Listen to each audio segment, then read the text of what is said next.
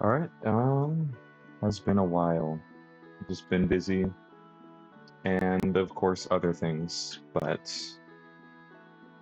so we need to first things first. What I need to do is get all the heart scales and rare candies.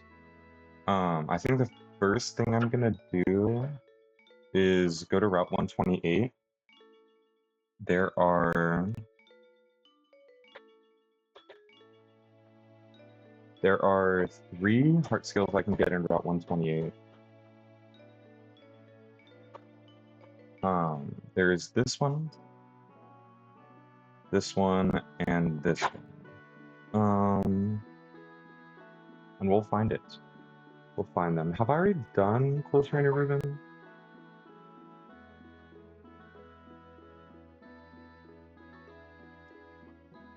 Reuben. Yes, an optional. Um, like any sort of fire type, so maybe Scarf Hamilton. Do I have a scarf with me? I might. It's pretty common. Yes, okay. So Scarf Hamilton. And then, just in case I run into Cool Trainer Reuben, there's also... Hamilton should handle these. The floor just maybe not. Electrode seems fine as well for a lot of these guys. So let me grab Electrode.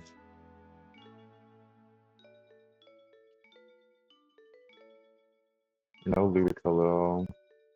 And this team is honestly probably strong enough to handle just about anything.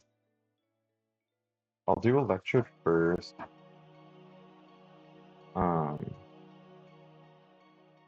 okay, let me switch. Here we go. I believe 128 should just be directly below me, right? Yeah. So the first heart scale I'm looking for is 1 tile to the east of Cool Trainer Reuben.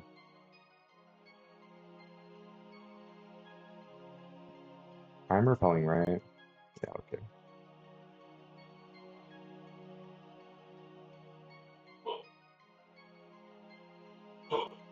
I'm leaving Electrode? Yeah, okay.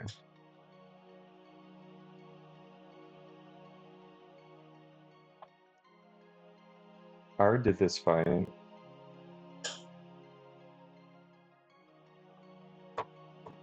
So far there's... Okay, that's an optional.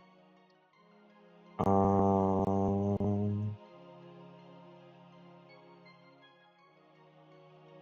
Is it hidden? They're all hidden. Okay, I don't... Is there a Fisherman optional? Fisherman Wayne. Yeah, so that guy I'm looking at right now is Fisherman Wayne. So not here.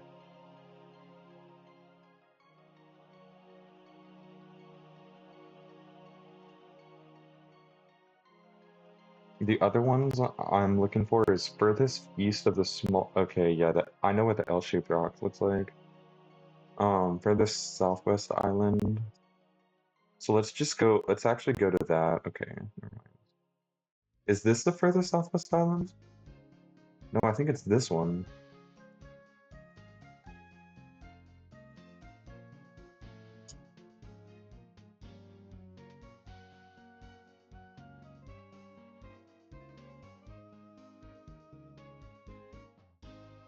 Okay, this is the L-shaped rock.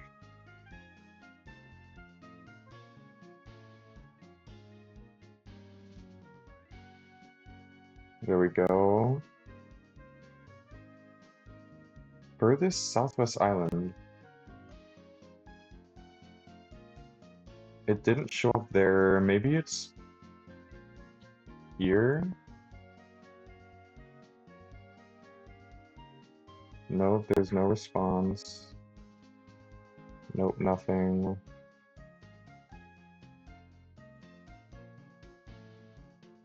Nope, nothing. thing. There's no way I already got it, right? And this is just, yeah. This is Route 128, right? Oh my gosh. It's fine, it should be fine. Isaiah. Okay, Klowitzer, Eel.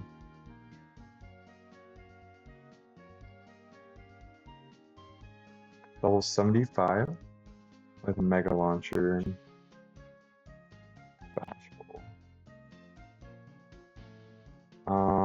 Electrode. Do you kill this?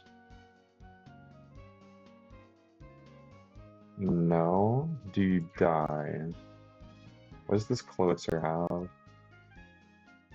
Muddy Water, Flip Turn, Dragon Pulse, Dark Pulse.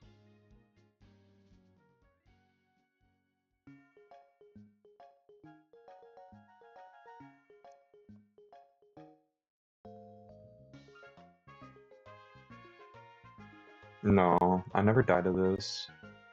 Let's just like Magical Leaf, Volt Switch. Magical Leaf crit never kills, and then Volt Switch should always kill. And we can Volt Switch is something that kills the eel in the back.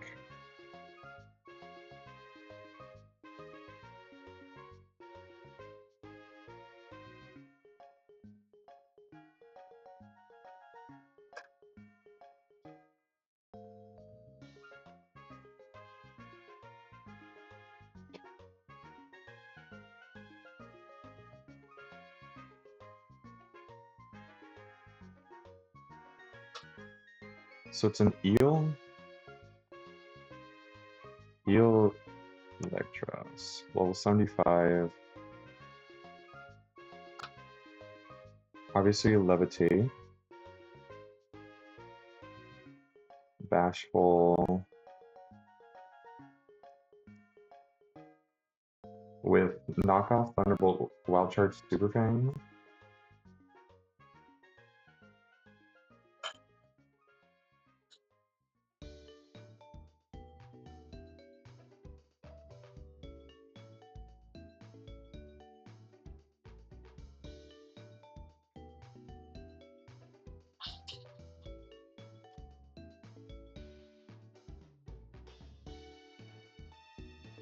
Who just kills this? Hydra, maybe? Well, not quite, but you take negative damage. Do you have anything that just straight up kills this? I mean, if Hydra can't do it, probably nothing. Holt needs the specs. Yeah. Hydra's just fine, I think. It should be guaranteed Super Fang.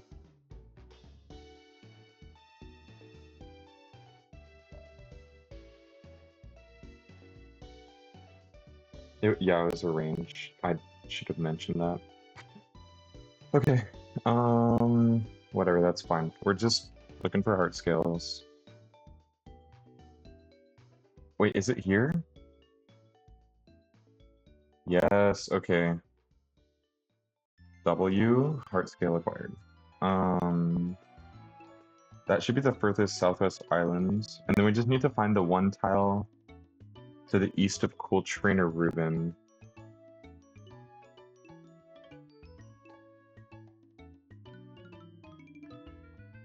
Cool Trainer Reuben? Anyone know a Cool Trainer Reuben?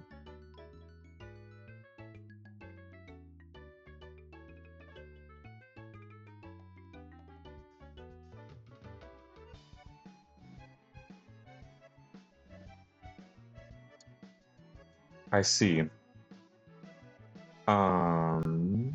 It should just east, right? Perfect. That's all 3 heart scales on 128. Now there's one on 134. There's 114, 119. Let's go 114 and 119 first, because there's also a rare candy on 134 that I need to get. So 114 should be like up here. Yeah.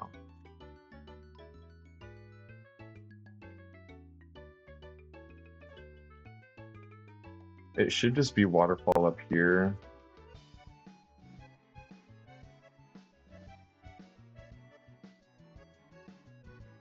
Perfect. And then this next one I need the acrobike for. So let me go grab the acrobike from Mabo.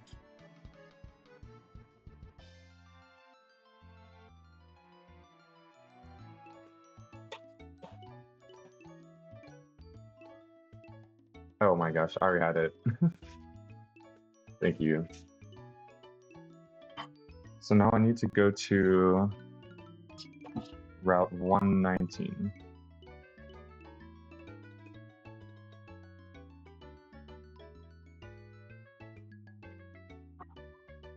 I might just go west. Yeah, it's probably closer to Lily Cove, or Fortree rather.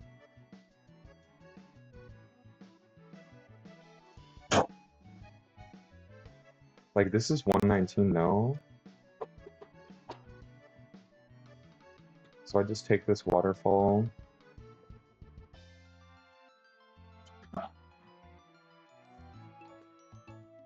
There's a couple berries.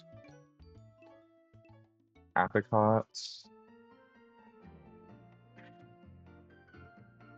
Gammon. Cool. That's really funny. I obviously don't need that. That is so funny. Um,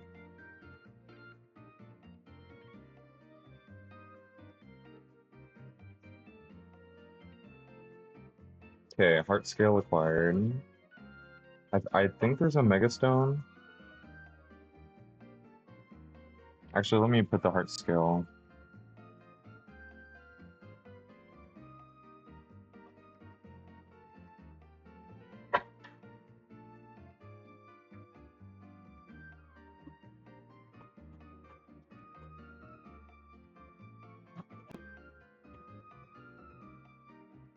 Swamperdite. Cool.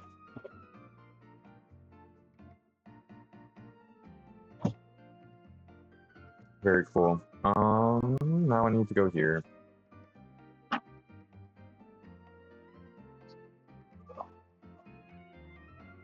And there's one rare candy and one heart scale left for me to grab. There's a couple in Victory Road that I need to get. But for these heart scales specifically, I'm consulting Smolland's video. So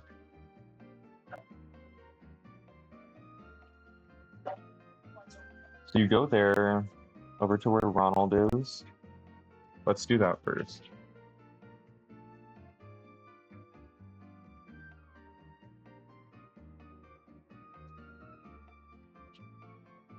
Should be this one.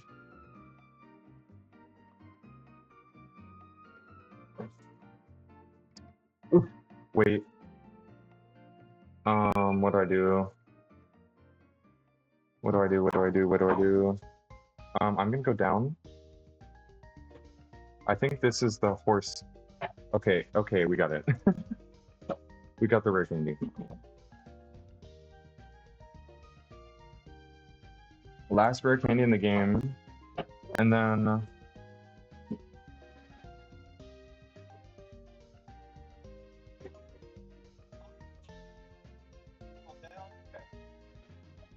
Can I access?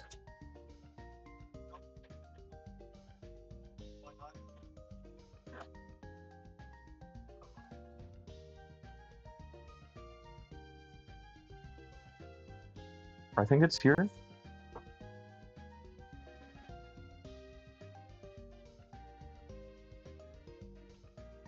And then you fight the horsey Seedra trainer. Who do I want to feed these kills to?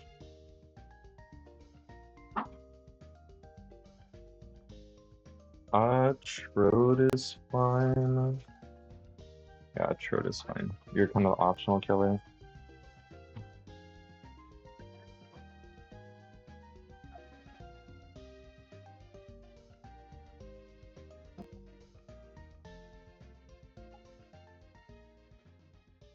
Does this trainer even have a name?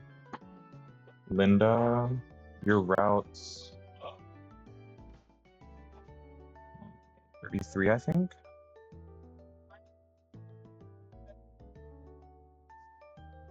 Franklin, Deborah, Connor, Warren, Beck.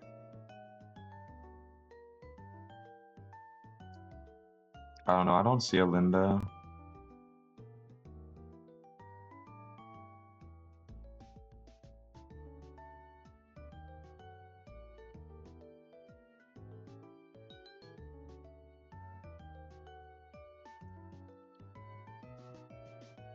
So I just won't mark these frags. That's fine. Just Thunderbolt twice. And then there's an optional, I believe.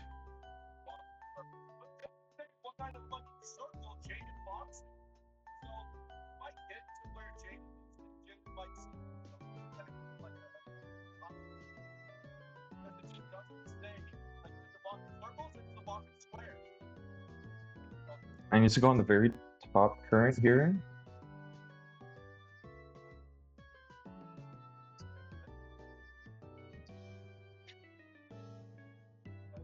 And then just ride the bottom.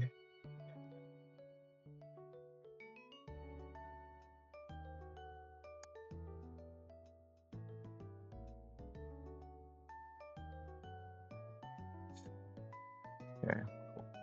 Let's take the bottom. Okay. And then just go down. And there's a trainer here.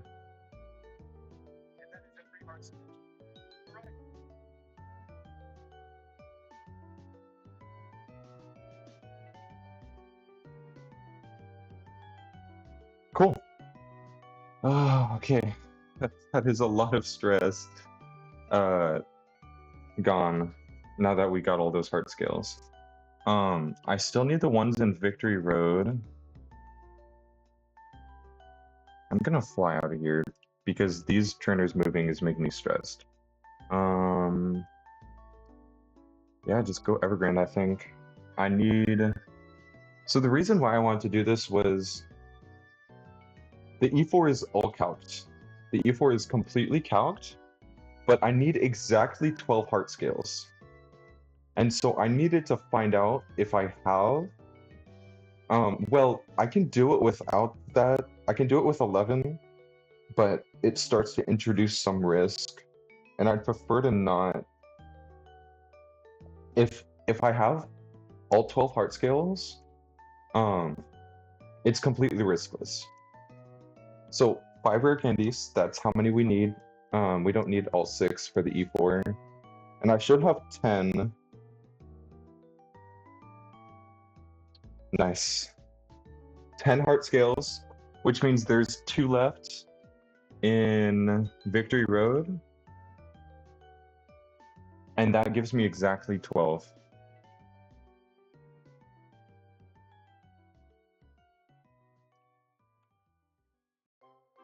Very, very nice. Okay, so let's run these fights that I planned.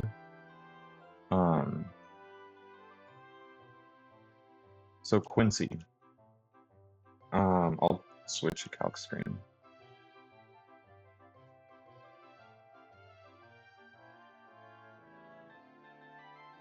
Leads with a carbine.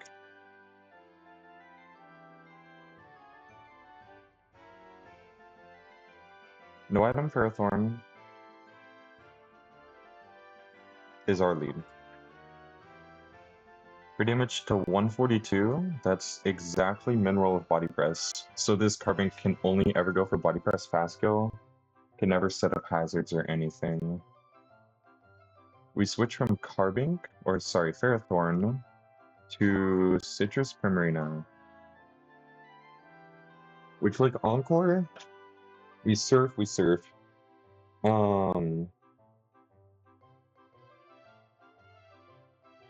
Means we only ever take 3 body press. With citrus, we're guaranteed to live always.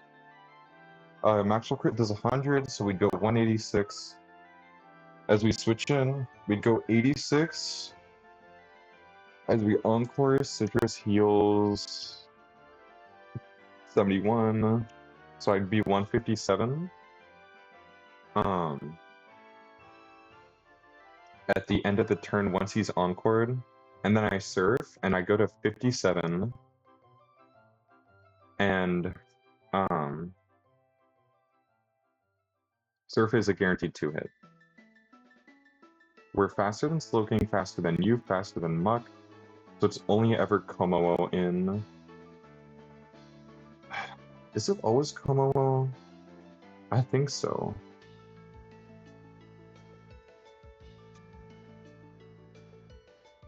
I think so. Let me check. If I get like triple min rolled, so I'm only ever taking 3, right? It's only ever 3 body press. One as I come in, one as I encore, one as I serve. It's 56, 286 minus 56. Minus 56 is 174. And then minus 56 puts me at 118. 118 plus 118 is, or sorry, plus 79 is, or 71. 189 is the highest HP we can be at. Right. Okay. Then it wouldn't be you.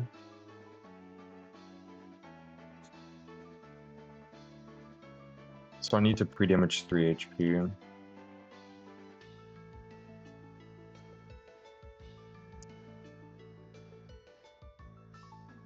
Because I'm just barely out of poison jab range.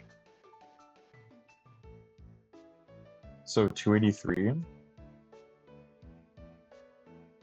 Shouldn't make a difference. Because that's, yeah, we were, okay. Let me double check one more time. So 286 minus 56 minus 56 is 174. I'm still above 50%.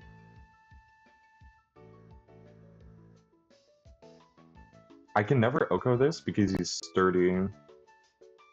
So I always take, it's always a 2-hit KO, which means I always take 3. Exactly. Minus 56 to 118. Plus 71 is 189. What? Hold on. Let me do that again. 283. 3 minus 56. Minus 56. Minus 56. 115.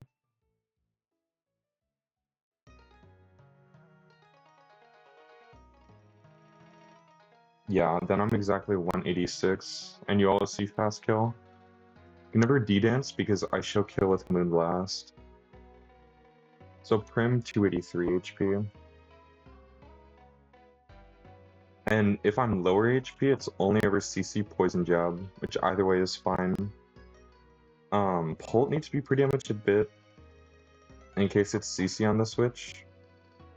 I think it's 230 HP. If it's guaranteed Poison Jab, we go Pharaoh first, and then Pult. It's likely guaranteed Poison Jab. We'd have to get crit a bunch on Prim.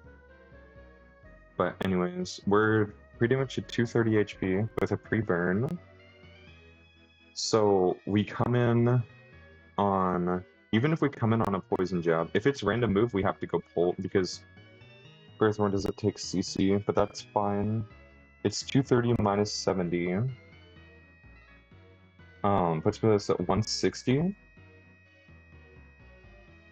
And we're taking 2 burn ticks, one on the switch in, one as we KO. So it's 160, 266 divided by 16 is 16. 116 minus 16 minus 16 is 128. Is the lowest HP can be at. We're faster than everything. This calcs as base form Beedrill, so it sees that we're faster. Obviously faster than you, faster than you. It's only ever Slowking in, and this Slowking only sees kill with Future Sight. We're also pre-damaged so that if we come in on CC, we take exactly 230 minus 16 minus 16. We go to exactly 198 HP. So it's always Slowking in for exactly Future Sight no matter what. With this pre-damage. So like it's always Slowking. We go to no item Shifu on Future Sight. Obviously Future Sight doesn't hit. We could go whoever, but we're going Shifu here. Pre-damage to 126 HP. We Wicked Blow to KO. Future Sight triggers on the next turn. However, we're 126 HP. To get guaranteed, we show kill to you, so it's never you. Again, we're faster than Beedrill, right? Yeah, by one speed point, we're faster than the Beedrill.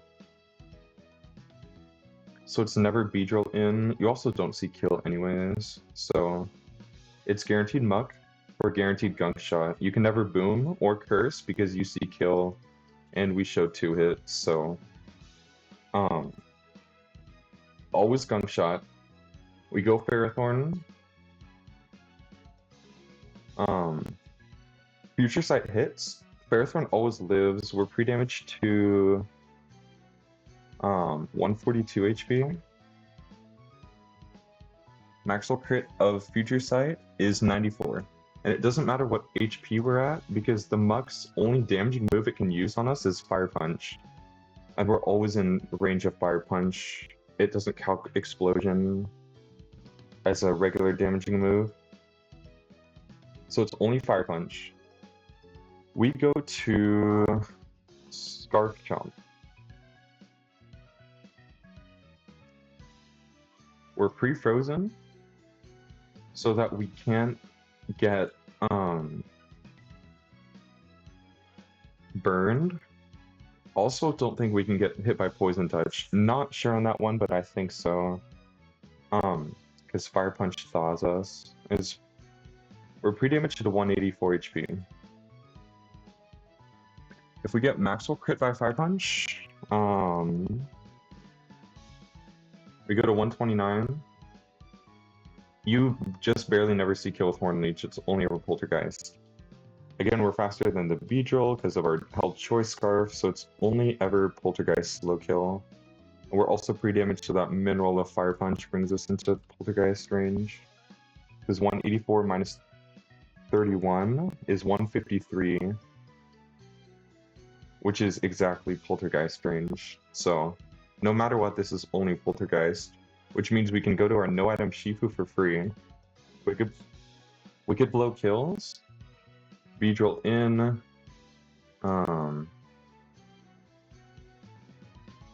You see X-Scissor. Highest damaging move. You can't can't Swords Dance because we show kill. You calc in base form. So it's always X-Scissor. We go to Citrus Cressel, level 95. We're Shell Armor, we can't get crit. The first one always triggers our Citrus, so we're always above 50%. And if we get max rolled, it's 260 minus 158 puts us at 102. Plus 65 from the Citrus puts us at 167. And we live another max roll on exactly 9 HP. And we can O-code this with Rockbreaker. So there we go, that's the line. Completely riskless, by the way. As long as I do everything correctly.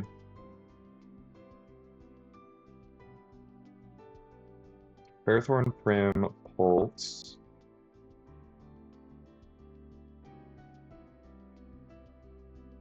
Shifu.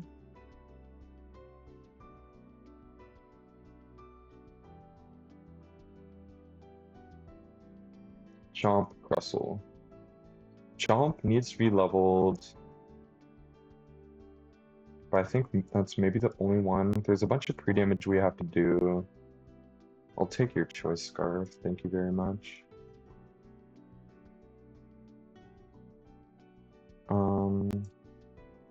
Where is Cressel? There you are. Cressel also needs to be leveled.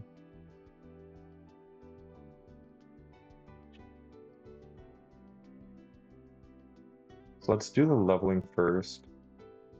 You can stay 91, I think. Yeah, 91. Urshifu needs to be 94. You need to be 93. And you need to be 95.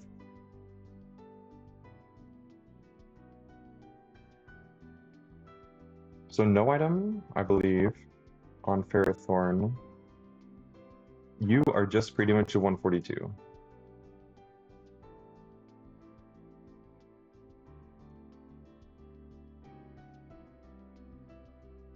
Primarina is Citrus Berry. You have Surf, right? Yeah, you do. Pre-damage to 283.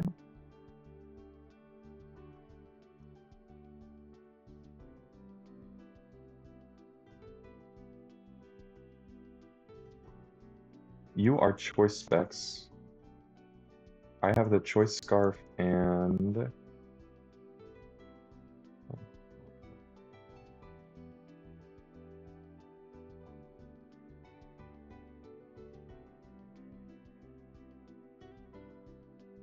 choice band. Okay, let me give the no. Let me go grab the choice specs.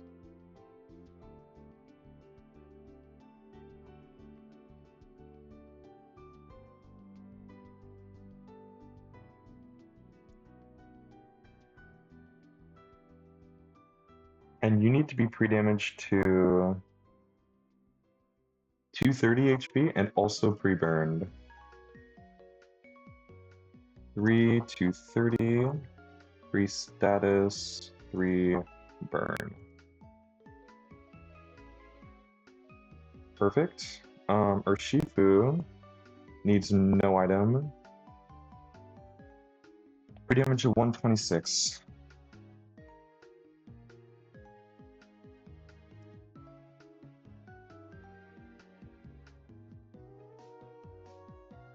So there we go. You're only clicking Wicked Blow, so that's fine. Next up, Garchomp. You need to be pre-frozen. You should have all the moves you need. EQ, Bulldoze, Dual Chop, Outrage.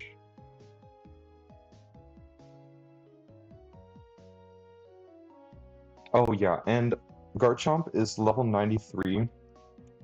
Because, so the Muck is going to take Rough Skin Chip. And then, which is 1/8, it's going to heal back with its Black Sludge. But it's going to be at 15/16 of its HP. And Garchomp Earthquake does 15/16. It's like, let me double check that, because why not? Yeah, so 1/8, Rough Skin does 1/8. I just double check that. 330 divided by 8 is 41. 330 minus 41 puts you at 289. And then you heal Black Sledge. So 289 plus 20 puts you at 309 HP, and minimal of EQ is 314.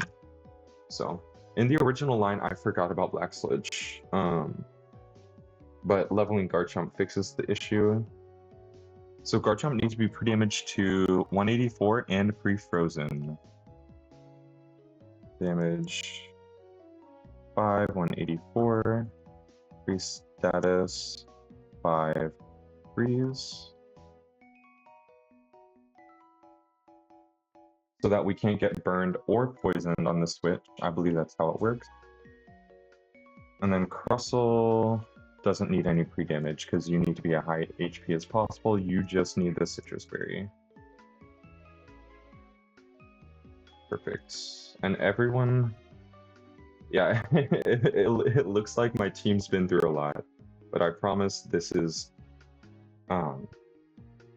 exactly what I need to be able to beat this fight.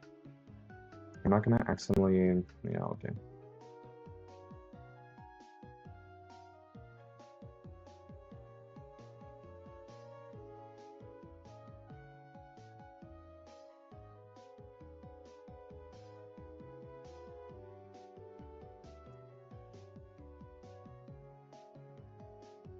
It should be this guy right here.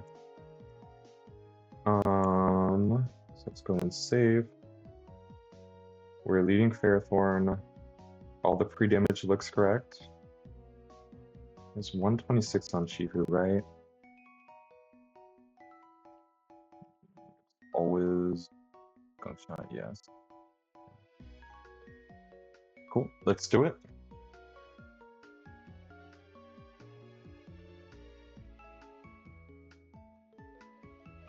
Yeah, this carving was a whole deal because it's got boom, it's got stealth rock, it's got spikes.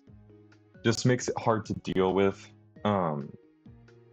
without the right counters, but Primarina, funnily enough, just works really well.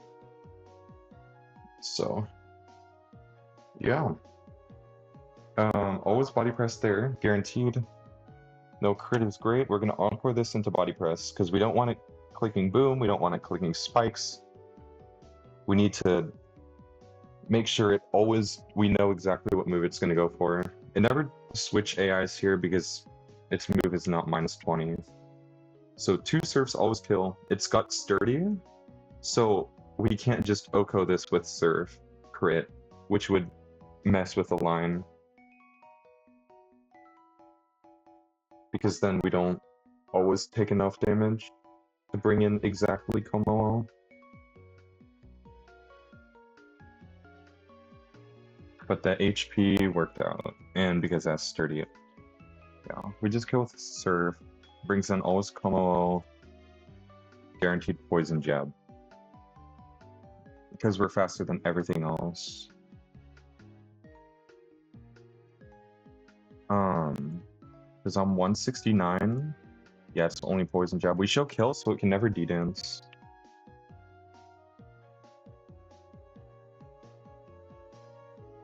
So Como in. We go to Ferrothorn on poison jab.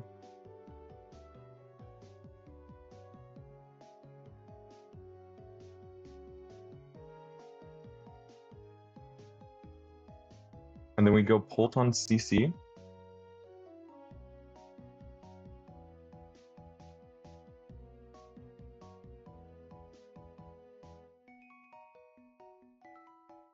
We take 2 burn ticks. The burn ticks were because if we got poisoned by poison jab, because there's some, like I said, some scenarios where Prim was baiting either move. If we got poisoned by poison jab, we would have taken too much damage. So we just do the burn so we can take guaranteed 1/16 instead of a chance of it being 1/8 per turn. So yeah, it just makes it easier. Draco Meteor, Specs Draco Meteor always kills.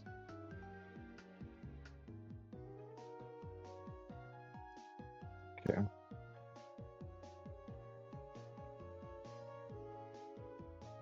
And next, we take Burn Tick. So that this is guaranteed Slow King Future Sight, because we're faster than everything. So we go to Shifu on Future Sight. It's really a free switch to anyone because Future Sight doesn't hit this turn. What? Why was that not Future Sight?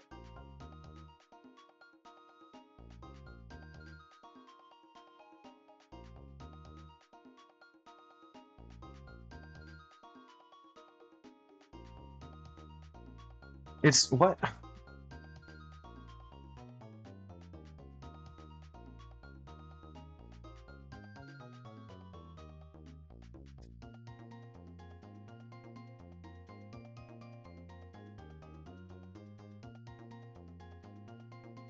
It's not highest damaging move.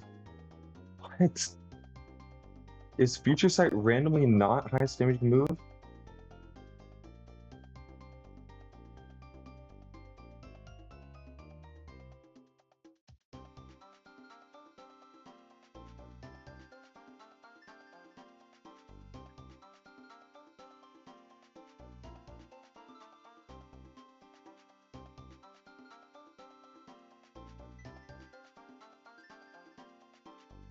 No.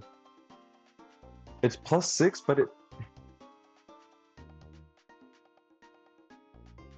it says so Future Sight AI is faster than target and is KO by target. Otherwise +6. It's +6, but it says it stacks with bonuses from highest damaging move.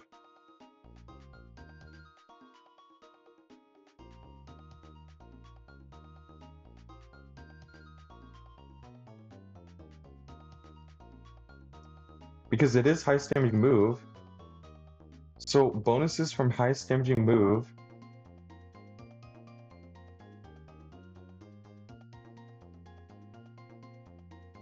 It should be +12.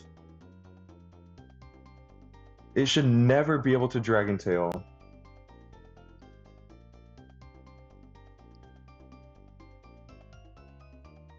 Because it's never highest damaging move on Holt.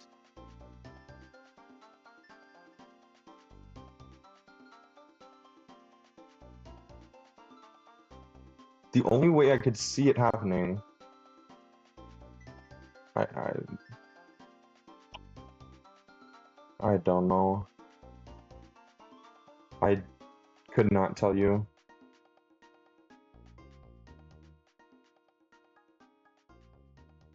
This should still only be Future Sight.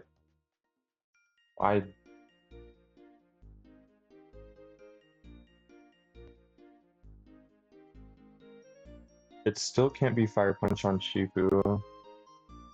So it should be fine.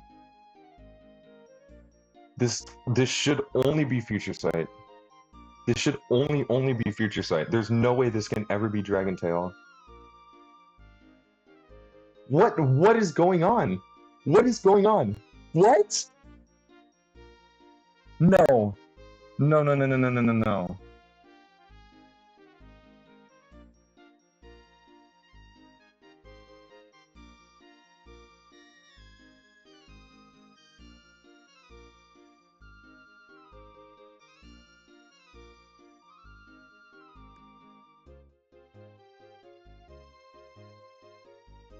What?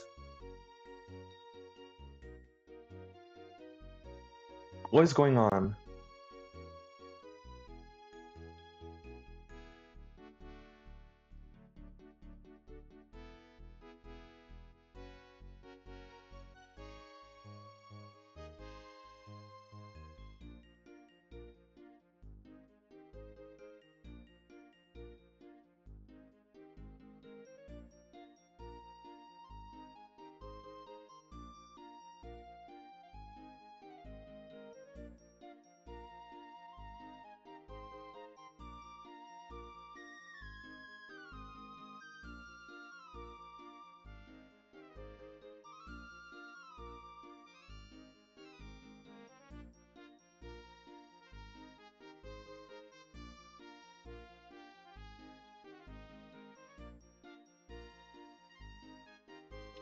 I cannot, like, I genuinely don't know what's going on.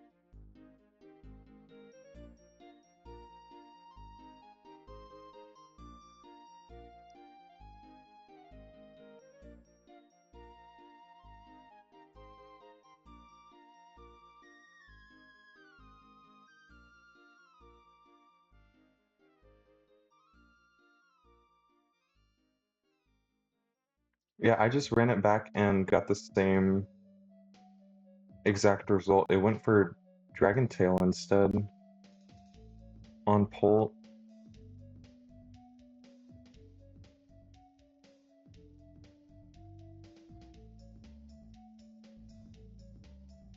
This has literally never showed up before. Every other time Future Size worked exactly like it. Like it should work.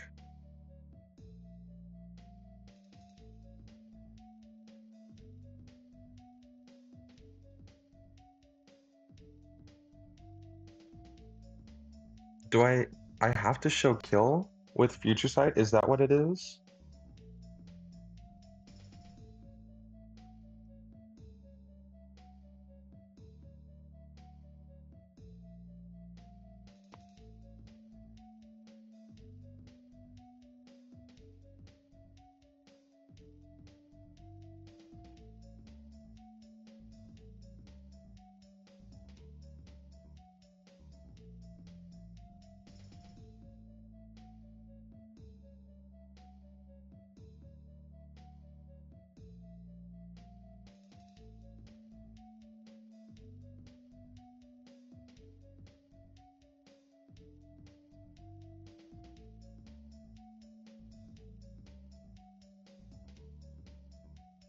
Yeah, I guess I have to show kill to get guaranteed Future Sight. Otherwise, the AI just sees the other move as highest damage. But like, this has literally never come up. Am I cheating? Am I just cheating? Do I need to just reset and lose my lose all my progress because I did this, or should I just play it out from here?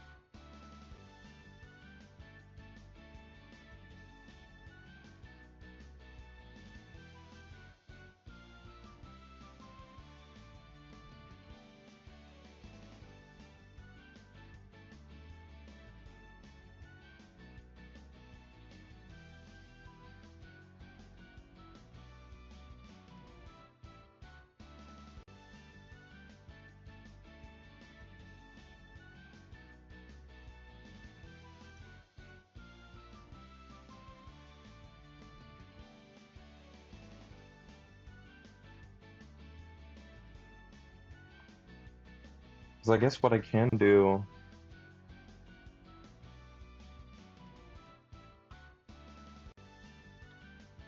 is I can encore Dragon Tail and then just Moonblast until switch AI triggers. It would switch AI to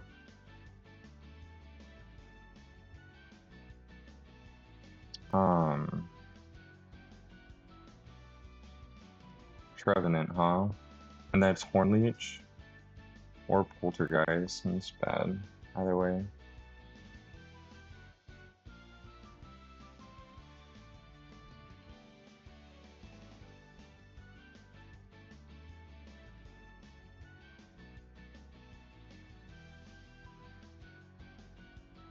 Like, I don't know how I'm dealing with this slow king.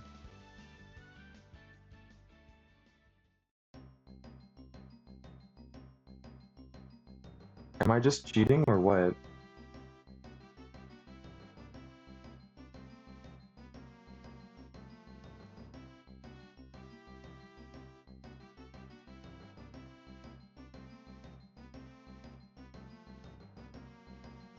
But I mean, I've literally never encountered this before.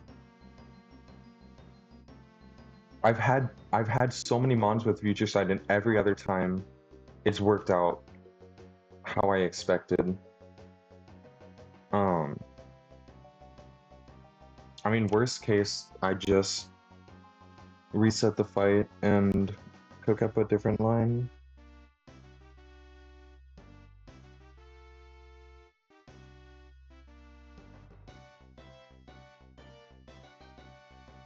As I mean, I already reset the fight. I really don't like um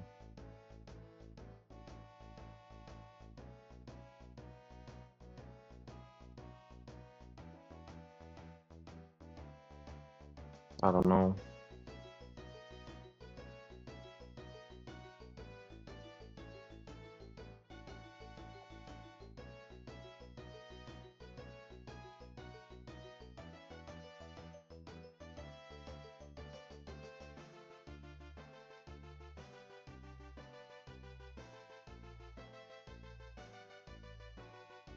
Let's play it out. I really don't know. So here's what I see. We encore this. We flip turn to Ferrothorn, and we just keep flip turning to Ferrothorn until Switch AI triggers. Because Ferrothorn should get Muck. Okay. This gets Muck, huh? Why is this Muck? Why is this not? Oh, because I showed 2-hit to Trevenant. I see. I need to go Ferrothorn so I can get Fire Punch into Garchomp. But then what? If Garchomp kills, is it just Slowking him? I think it is. And then it's Scald or Dragon Tail or Future Sight.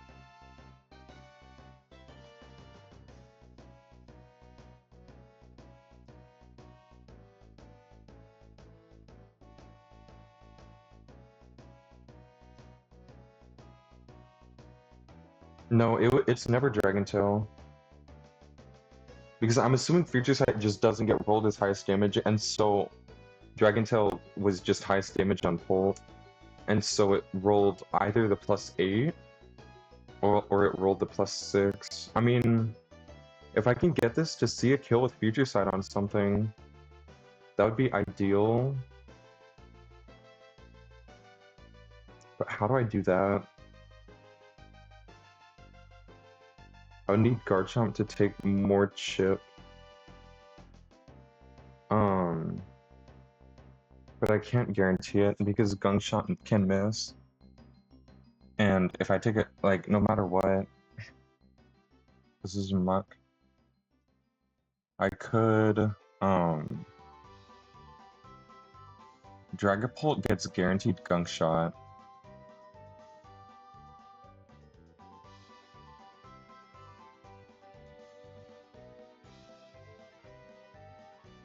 And then Dragapult would also be taking a Burn Tick here. If I can get Pult in and get the Slowking to CQ with Future Sight only. Can I just take a Scald? If I were to kill with Garchomp, but then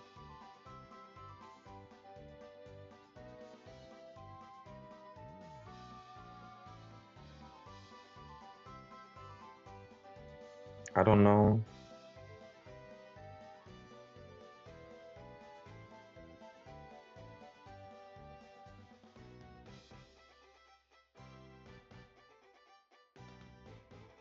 Yeah, Pult gets always Gunk Shot, but then I would just go Ferrothorn and Spire Punch into Chomp anyways.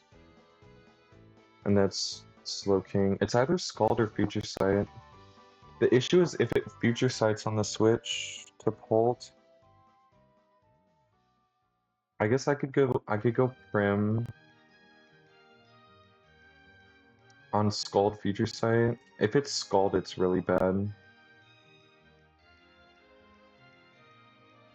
Because Shifu no longer, or Shifu never takes a Scald from this.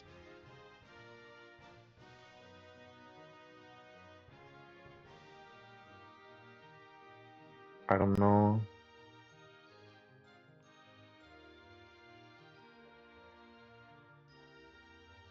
But kind of like my only answer to this Muck, like if this Muck boons, it's so bad.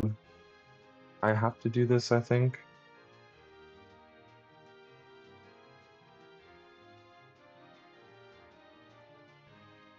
Then EQ kills. This is really bad.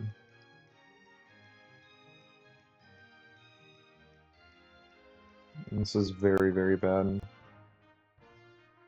Where's Garchomp?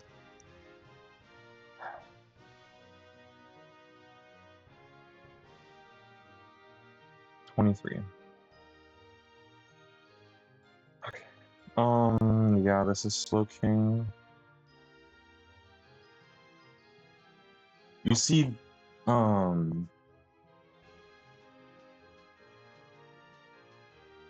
many rolls of Future Sight? 43.8% to Future Sight. If it's Scald, I cannot lose Shifu. That's just not an option. If I go Ferrothorn, I could get Flamethrower. If it's Future Sight, it's so bad. Well, maybe. Maybe it's fine. Ferrothorn HP shouldn't matter anymore.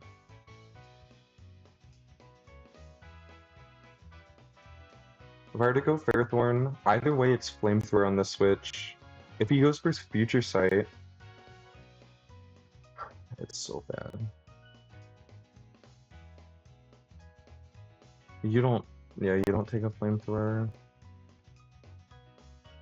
Like, I need this to not be Future Sight, but I think it's too likely.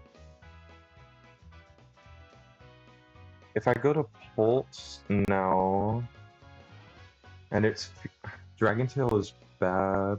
Well, no, because then I can go Prim.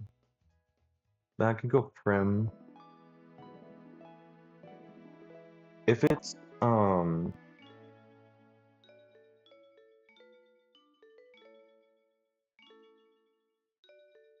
if it's Future Sight as I go Pulse, it's guaranteed Dragon Tail. I switch Prim.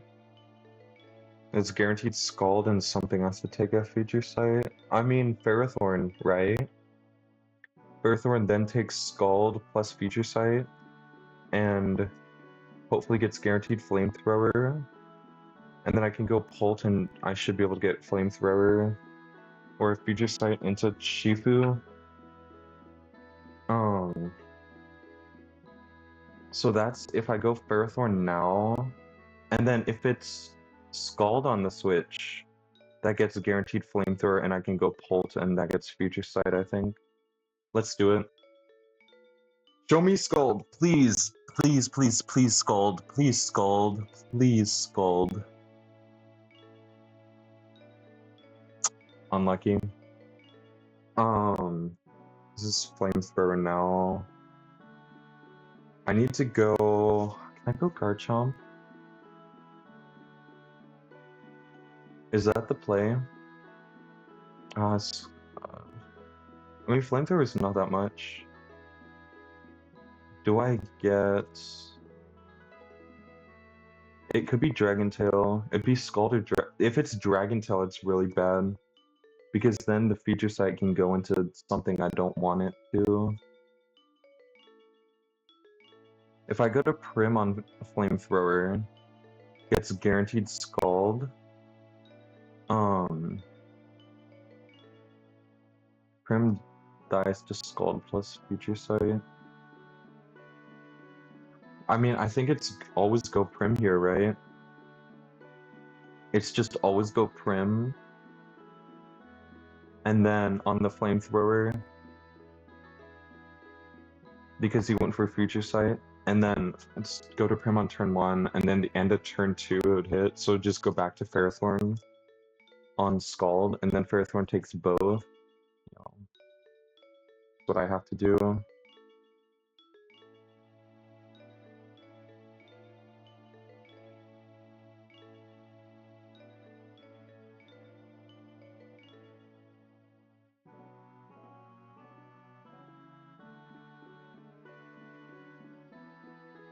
No burn? Okay. Flip turn here. Future Sight is going to hit at the end of this turn. This should only be Scald. Um, we go back to Ferrothorn. I need need Ferrothorn to clutch up and not get crit by stuff. I need to not ever be in future side range.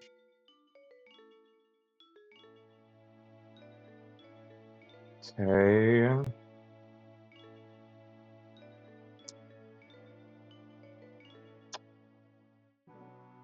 That's no good. Now it's future side or flamethrower.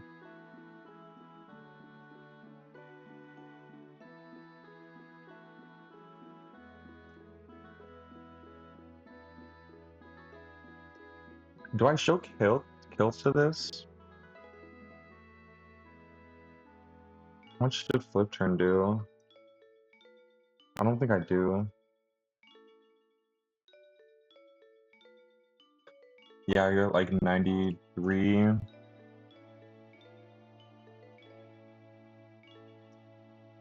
Because otherwise you would get the +8.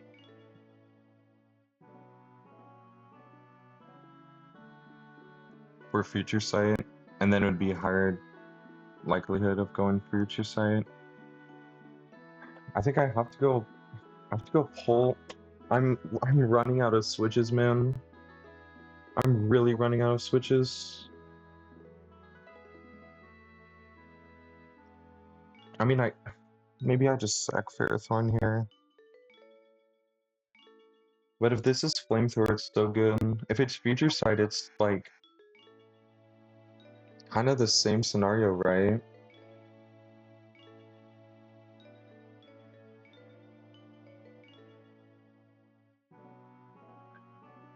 Because then I go prim on Dragon Tail, and then something has to take a future sight plus Scald. No, that's bad. If I go Poltan's Flamethrower,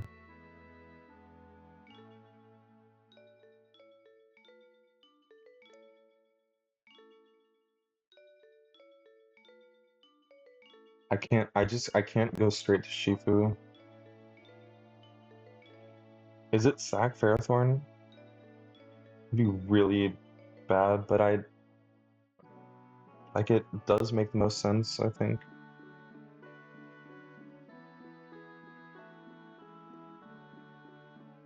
If I can just kill this with Shifu,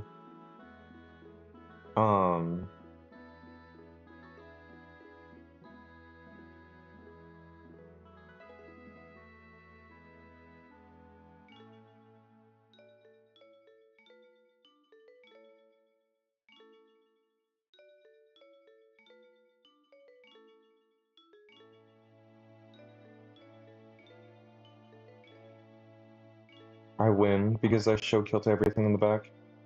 So I could chain the Trevenant.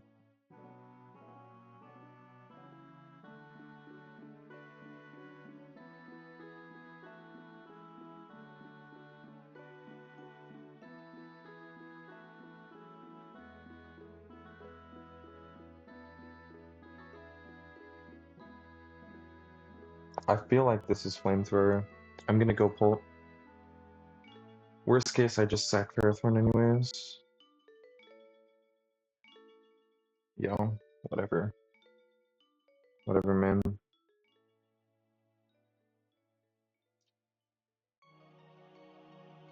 Well, this is Dragon Tail. I could stay in. I'm never dead to Dragon Tail crit, right? There's a chance I get switched to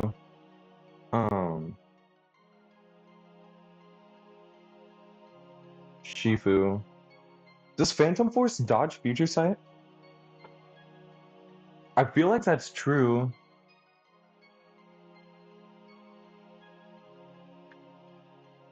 No, it would hit at the end of next turn. So I would have to do a yeah, no. That doesn't work either.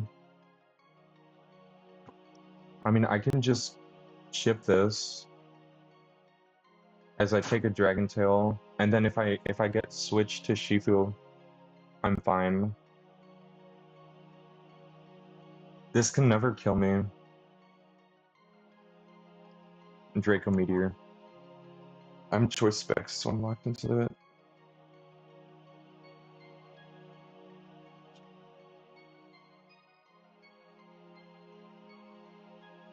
Shifu? No. So that means Ferrothorn has to die. I literally had so many chances to. Because Prim is just dead to... I mean, if I dodge crit a Future Sight,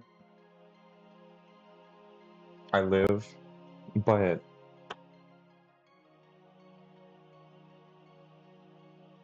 I can't risk Prim. This is an E4 All for what? To save Ferrothorn? No, I have to.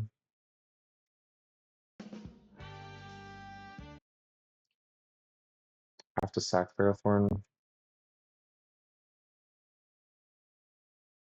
This really sucks, man. I guess it's not like the worst case scenario, but oh well.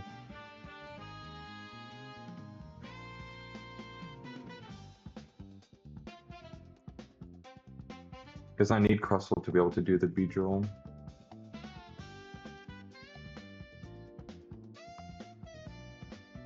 It's my bad for not knowing how it worked.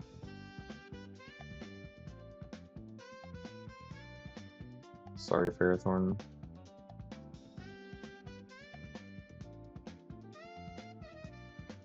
And we go Shifu.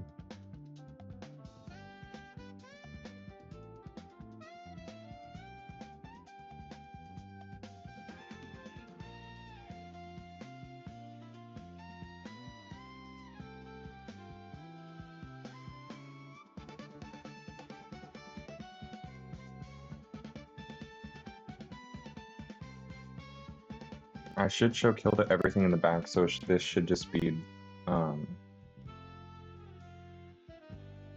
Shrevenant. Yeah.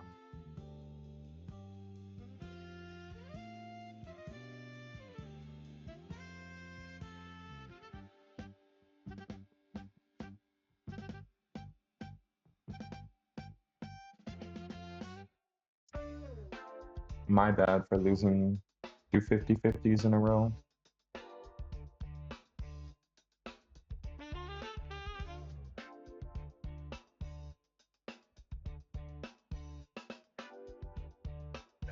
Bye.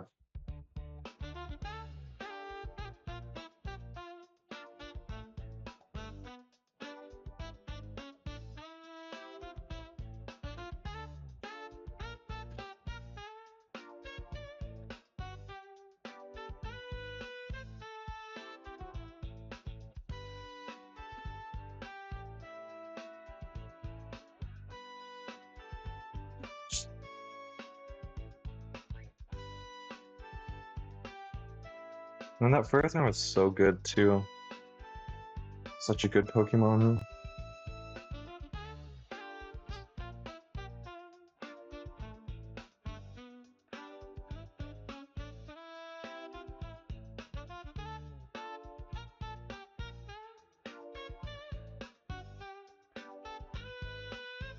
But oh well. And I don't think, I mean, whatever. It is what it is. That's how the fight wins, I guess.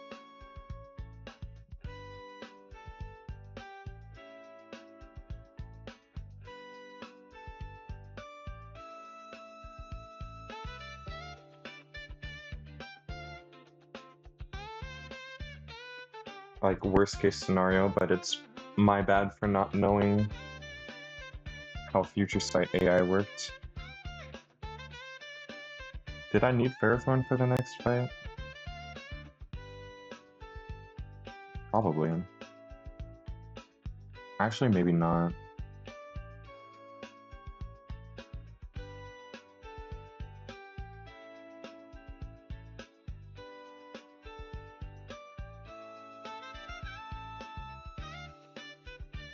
And of course this kind of crap happens the second I come back from a break. Like, it's so crazy.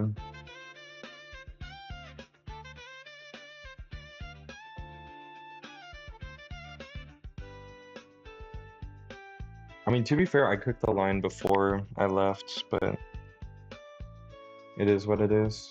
So we lead Hydra. U-turn is always low sweep because low sweep, speed reduction move, whatever. We're just gonna make it high standing move. So it always low sweep. Switch to Gully. Silver powder, we obviously never get exited. And after the U-turn, first impression always kills. Even with grassy train healing. And with the healing, we never bring in T-Tar. For Stone Edge, it's always never you either. It's always Arcanine Head Smash. So we go to Conk, level 95 with the Muscle Band, or with a Choice Band with the pre-burn. Mach Punch always kills. Regardless of if Head Smash hits or not. Never Ewan, it's always Ewan for Moonblast.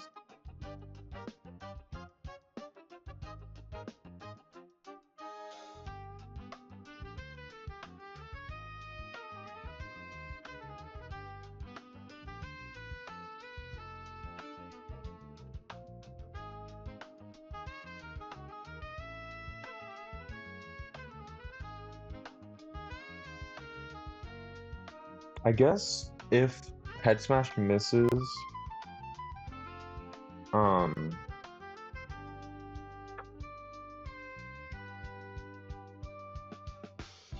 you wouldn't see that we kill.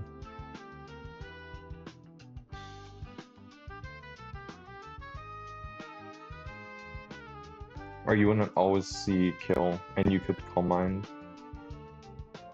So maybe I just need to... Because we're not taking the burn chip because of grassy terrain. They cancel each other out. So maybe I need to pre-damage to 302. Does that make a difference? 2 minus 158, 144.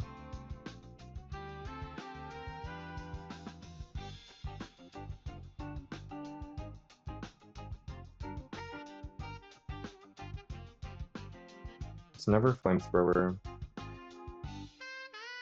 Yeah, I should be fine. And then I always take a Stone Edge. Honk, 302 HP. So yeah, we kill. We get you from Moonblast. We go to Kaparaja.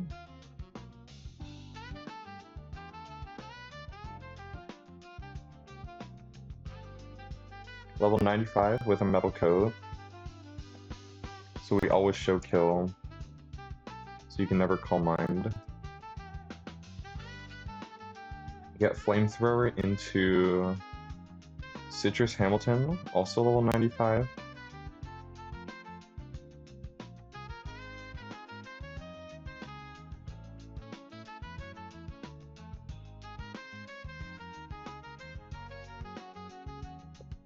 Just Flare Blitz 3 times.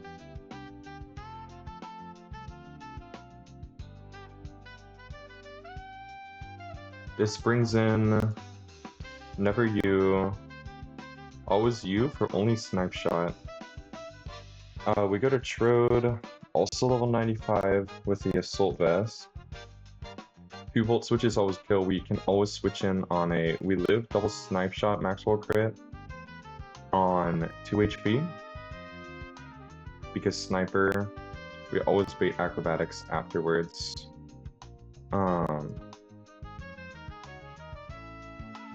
So we Volt Switch, we go to Jaw, get Snipe Shot back to you, Volt Switch again, kill, we go Hydra. All that's left is T-Tar and Ampharos. We actually show kill to T-Tar with Aura Sphere. But we don't show kill to Ampharos. Or at least it doesn't, yeah, it doesn't think we can kill it, but then it goes Mega. We killed Draco. It's only T-Tar and we're not Pursuit Trapped. It's probably Stealth Rocks, but it could Stone Edge. We go to Conk, Mach Punch kills.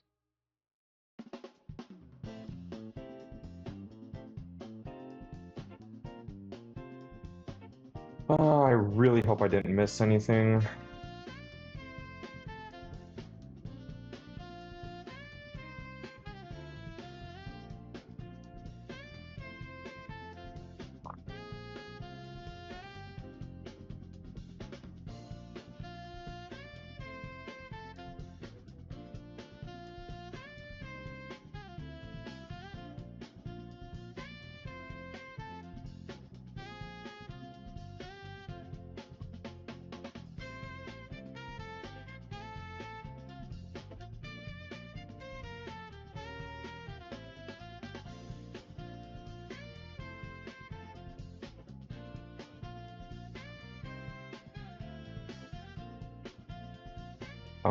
I think it's 95, 95. Everyone is 95 except for Gully.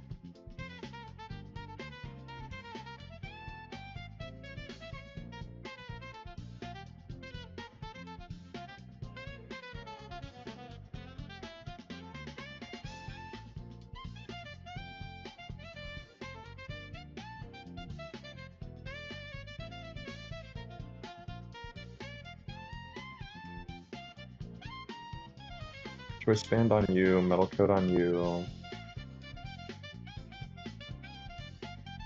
Citrus on you. Assault Vest on you. I need to pre-burn Conk, pre-damage Conk as well.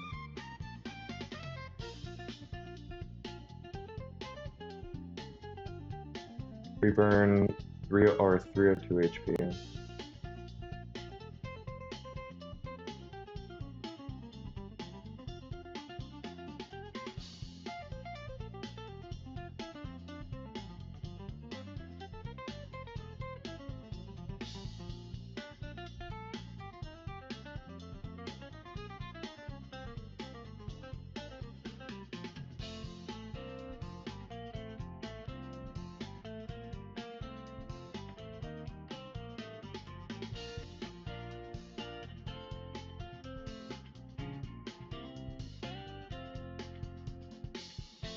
I don't need anything else. Oh, hey, Hannah. It's going all right. So far we collected all the heart scales that I can at this point. E4 is fully calced, by the way. I took a long break. I was on vacation, and essentially calc the E4 without my computer, with only my phone, like the calculator pulled up on the Discord app. Everything. It is completely riskless. There will be a unique, and I'm using a couple of pretty cool strats, I think. I'll have to outline it at a later time, but I'm using all 12 heart scales, all 5 rare candies. It's like I needed exactly 12 heart scales too, so I'm very, very excited for it. Unfortunately, we just did Quincy, and I didn't realize that Future Sight has interesting AI. I didn't realize. I thought that it was just like it just essentially followed highest damaging move. Or I thought that, oh, it stacks with bonuses from highest damaging move, so it should, if it's highest damaging move, it always goes for it. I found out that's not true, and we ended up losing Ferrothorn. But all things considered, not the worst case scenario. It was like turbo panic mode because I had a lot of goats on the team, but at the end of the day, it's like it's victory road. You kind of, yeah, you just end up you lose things, and it's the box is healthy enough to where I can lose things, but I shouldn't have missed anything on this fight. Um, I guess we'll find out.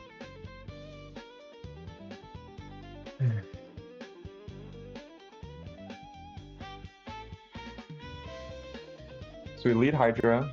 Um, Grassy Surge goes up. It's important to lead Hydra because like almost everything else in my box gets Grassy Glide from this, and Grassy Glide just hits way too hard. But we get low sweep guaranteed. Should be. U-turn to break the sash. Get low sweep into Gliscopod, and then Gliscopod kills with Silver Powder first impression. And unless we get like Maxwell crit, we should heal up to full after this low sweep because of grassy terrain. So first impression kills, and this brings in the Arcanine for head smash. Never the Tyranitar because we just barely don't choke. It doesn't see kill on us.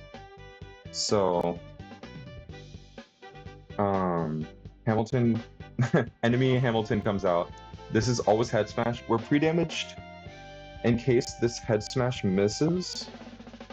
Just to guarantee that the Clefable always sees a kill and can never go for Calm Mind. But Choice Band pre-burned Mach Punch just Okos this Arcanine. So we KO Arcanine. Frag for Conk. And this is only ever clefable for guaranteed Moonblast. We go to Copperajah on Moonblast.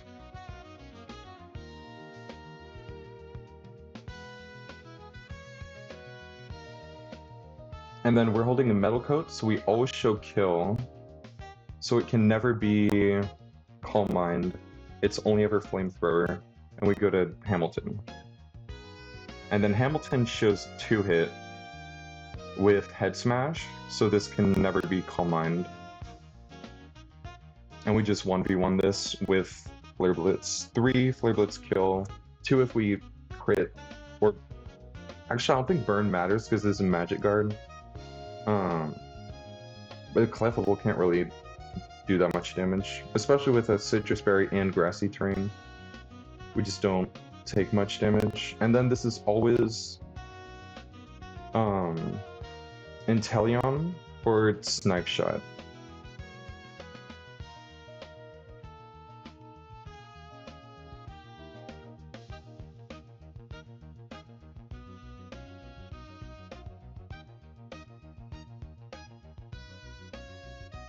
So go to Assault Vest Trode. Lives Sniper crit of Snipe Shot. Lives 2 of them on exactly 2 HP. Well, actually more than that because of grassy terrain. But and then 2 Volt Switches always kill this. So this should be guaranteed acrobatics. We show 2-hit. I think we show Oko with Energy Ball or something. So go to Copperajah on acrobatics. Even after Maxwell crit, we're never baiting another one.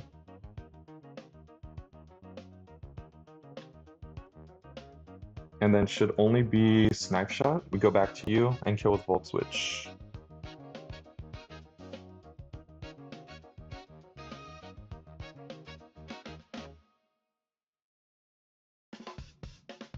And Volt Switch to Hydra here. Hydra shows kill to the Tyranitar because it doesn't calc with the special defense boost that it gets from Sandstorm. So this should only be Ampharos because we don't actually show kill to base form Ampharos, but then of course we can kill Mega Ampharos. with Draco Meteor. Um, so that works out really well. And then this is, I believe, almost guaranteed to Stealth Rocks. There's the small chance that it doesn't, but either way, we just go Conk. Conk always takes the Stone Edge and always kills with Mach Punch. Yeah, there's a Stealth Rocks. Mach Punch kills. Nice. Frag for Hydra, frag for Conk. There's a double battle coming up, it looks like. Can you escape rope from here? Yes, cool. Yep, goats doing their thing. It's like anytime I'm worried on a fight, like this fight gave me a little bit of a trouble just with the lead. But then I was like, I wonder if I just bring Hydra. And Hydra does it. Hydra opened up the line. Actually, surprisingly, Hydra is not coming to the Elite Four. So, I guess while you're here, I might as well showcase some of what's going on in the Elite Four. So, it's still the same. We're doing Sydney doubles. So the team is Sneasler, obviously. Sneasler is just the GOAT. The GOAT does everything. And specifically for Sydney, Sneasler's gonna pop off. Latios does crazy stuff on Drake and Wallace, specifically. Kind of just doesn't do much on Sydney, doesn't do anything on Phoebe or Glacia. But then, of course, pops off on Drake and Wallace. And then we're bringing... Where are you? Primarina. Primarina just does, like, typical stuff, I guess. Pivot mainly. Clicks Encore on Incineroar. Pretty typical stuff. Slowbro is coming. Slowbro needs a special attack and a defense skill, but with those two, Slowbro just goes crazy. Mega Slowbro is so good. And then we're bringing who else? Urshifu, obviously. Urshifu is going to get a nature change to Adamant, and Latios is going to get a nature change to Modest. So that's already 6 scales, but then the other ones. And then the unique. I thought about it. I'm going to be honest, I've wanted to champ this Pokemon since I got it. I just didn't really say anything. No one would ever think to champ this Pokemon. It actually does a lot. It does so much for Alligator. That's right. We are championing for Alligator.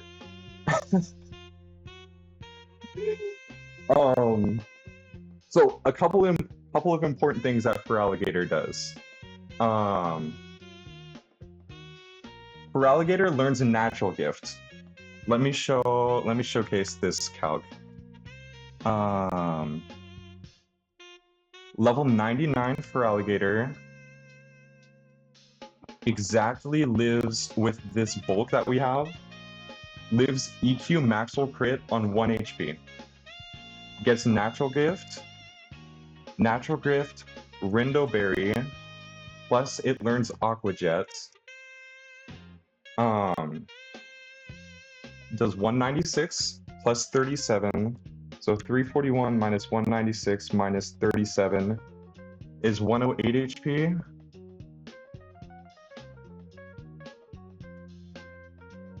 And Adamant, level 100 Urshifu, Sucker Punch. Hold on. I thought that was true. Oh right, because I'm not calculating a rain. That was the damage boost that Aquajet needed. Yeah. It like almost exactly kills. For Alligator also, literally it gets to be prepared for and just pivot on a bunch of things. And prepare for Alligator is super important for Glacia specifically. So yeah, in Heavy Rain, it's 204 plus 58. No, you're level 99, not 100. Because I only have 5 candies. 57 plus 196 is 253. 341 minus 253 is 88. And I believe that's exactly enough damage for Urshifu's Sucker Punch to kill. Yeah, it's like 96 damages min-roll of Sucker Punch. So, so that's literally what basically what Alligator is doing. Also, for Alligator is surprisingly bulky. With an Assault Vest, we just take hits from the Rush Ram. Yeah, by 8 HP. It's actually crazy how it works. Crit Blue Flare with an Assault Vest doesn't even do 50% to for Alligator. We just have a ton of bulk. 27 Sped FIV obviously helping. Because the line for Drake is lead Latios. Scarf Latios brings in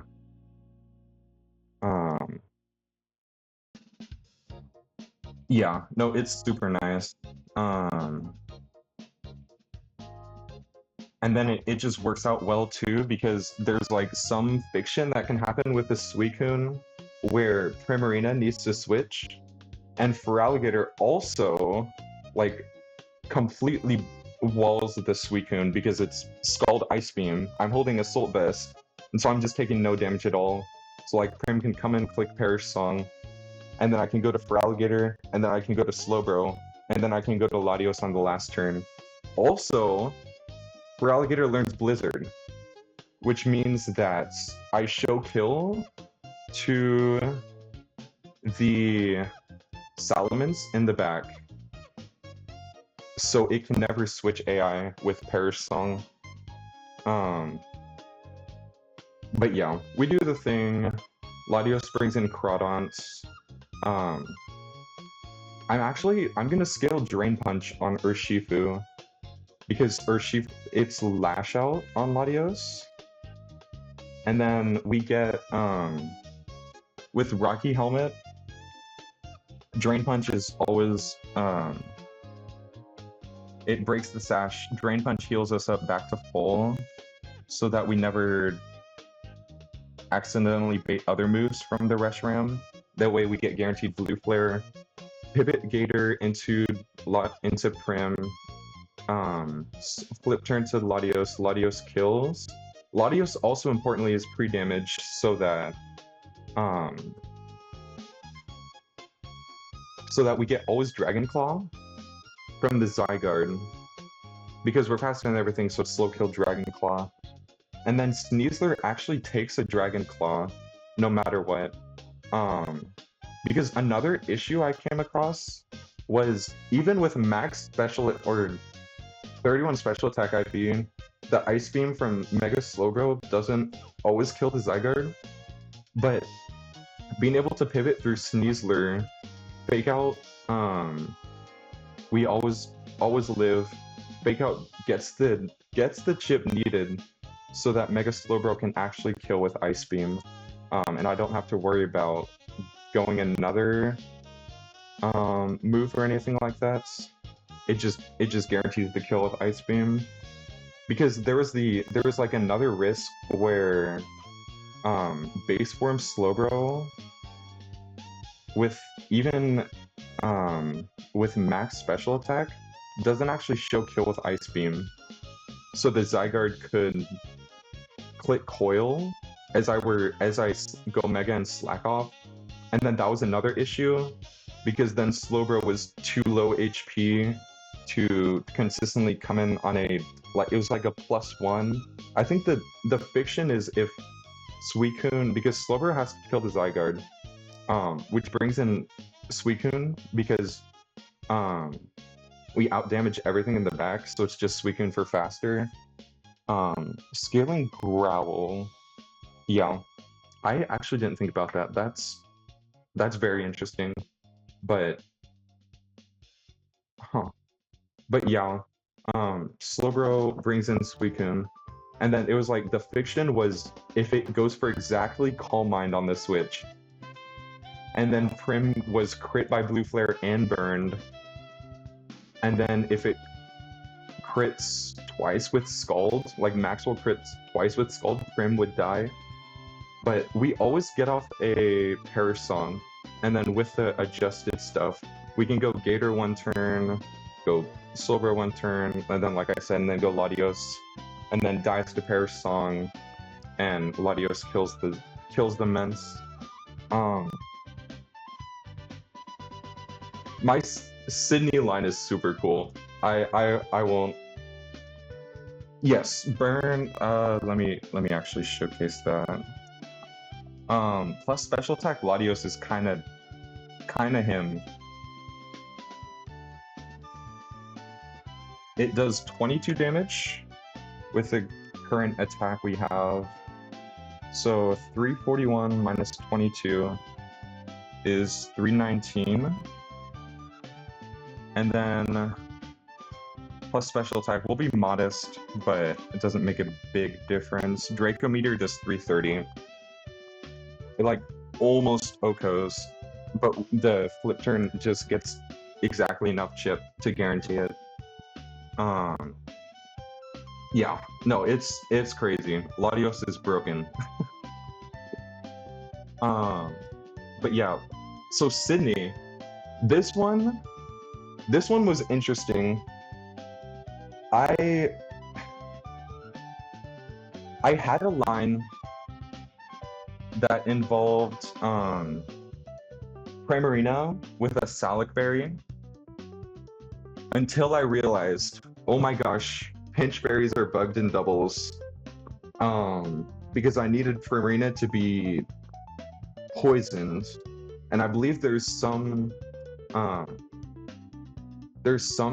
issue where like if Prim or if any Pokemon is in slot 2 and triggers a pinch berry by residual damage instead of by direct damage, it like doesn't work. And so, however, once I figured out that's an issue, I was like, okay, I'm just gonna figure out a way to abuse it. So I went through a lot of just looking and trying to figure out how pinch berries work exactly. So I found out if you lead with a Pokemon in slot 1, free damage to pinch range, so say Latios, free damage to 43 HP with a Lychee Berry. If you're in slot 1, the boost actually goes to your partner. Yeah. So I'm abusing the bug as well. Latios is gonna give a +1 attack boost to Sneasler. And then Sneasler with a black belt at +1 attack absolutely murders Sydney. This is not okay. It does exactly enough damage. A +1 attack black belt Sneasler does exactly enough to OHKO Overkill. So it's really simple from here. It's fake out Articuno, switch Latios to Scarf Prim, encore the Incineroar into fake out as I knock off. Also important that I kept knock off, because otherwise I would not be able to KO this Articuno even at +1 attack. So thank you for that. And then The issue with this that I ran into was because of the bugs. Sneasler has to be in slot 2, so it actually Sneasler determines what comes in next. Um, and so, but it ends up working out because Sneasler brings in Gyarados for. I think I need Sneasler to be pre-damaged for Glacia. Um, and so with a little bit of pre-damage that we need, um, it brings in Gyarados. We kill the Gyarados, switch Prim to Slowbro. This brings in, we show kill to you, we show out damage to you. It was also important that we're never showing slow kill to Urshifu. That was another important thing. But with the way the pre-damage works, I believe we're never showing kill. So we just always get faster Darkrai. Darkrai comes in. Also, Sneasler learning Icy Wind is pretty crazy. So we get to click Icy Wind as Slowbro is baiting Dark Move from you. So go to it's Eject Pack Shifu. We Icy Wind, lower this guy's speed, and then Encore ends on the next turn. So it's Darkrai Incineroar versus Sneasler Urshifu. We double CC, kill it.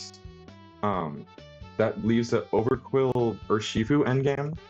Our Urshifu ejects because of Eject Pack. So I can just go back to Slowbro. Slowbro is baiting Fast Kill Wicked Blow from Urshifu. We just Oko the Overquill with Sneasler, and then we switch. I believe it doesn't really matter, but I think I had the line switching to had Slowbro switching to Feraligatr, who also never dies to Wicked Blow. Just a helpful bonus. It was like Feraligatr Rocky Helmet or something, and then Sneasler frags the Urshifu. So, but yeah, I love abusing bugs. It's great. And then Phoebe singles is pretty straightforward. I have to use it's Slowbro leads, Slowbro handles the Crobat, and they get Super Fang into Urshifu. Urshifu chains this guy, brings in Lunala. It's eject button Gator. Gator just being another pivot. At 99, always live Moonblast. And then Prim, actually, what was super surprising is Prim lives any one hit from Lunala. Even a +1 Meteor Beam crit, we always live. Because the original plan that I had with leading Latios just doesn't work. Because even if I'm pre-damaged to... I can't pre-damage to always be dead to Meteor Beam. And if I'm pre-damaged to die to Moongeist Beam, AI can still Meteor Beam. And so, even just that, completely ruins any sort of line. Because if I could just get Moongeist Beam, yeah, it made it a lot harder. And I had to recalc a lot of things when I figured that out. But anyways, Prim flip turn breaks the Shadow Shields, gets you in for free, you Sucker Punch kill. All that's left is Marshadow, but Slowbro obviously does the Marshadow. Go back to you on Shadow Sneak, and then we just chain kill from there. It's very, very, very free. A little annoying I have to use my eject button, but it's not a huge deal because I don't need it for the rest of the E4. And then Glacia doubles. Originally I was like, oh, if I just handle the 2 leads, and then have Urshifu and Sneasler in, it just works. But I didn't realize that Adamant Shifu actually shows kill to the Porygon with 1 single roll. If I didn't show kill to the to the Porygon, it would work, but because then it gets Abomasnow and Porygon, I think. Or no. It gets Calyrex and Porygon, I think, or something like that.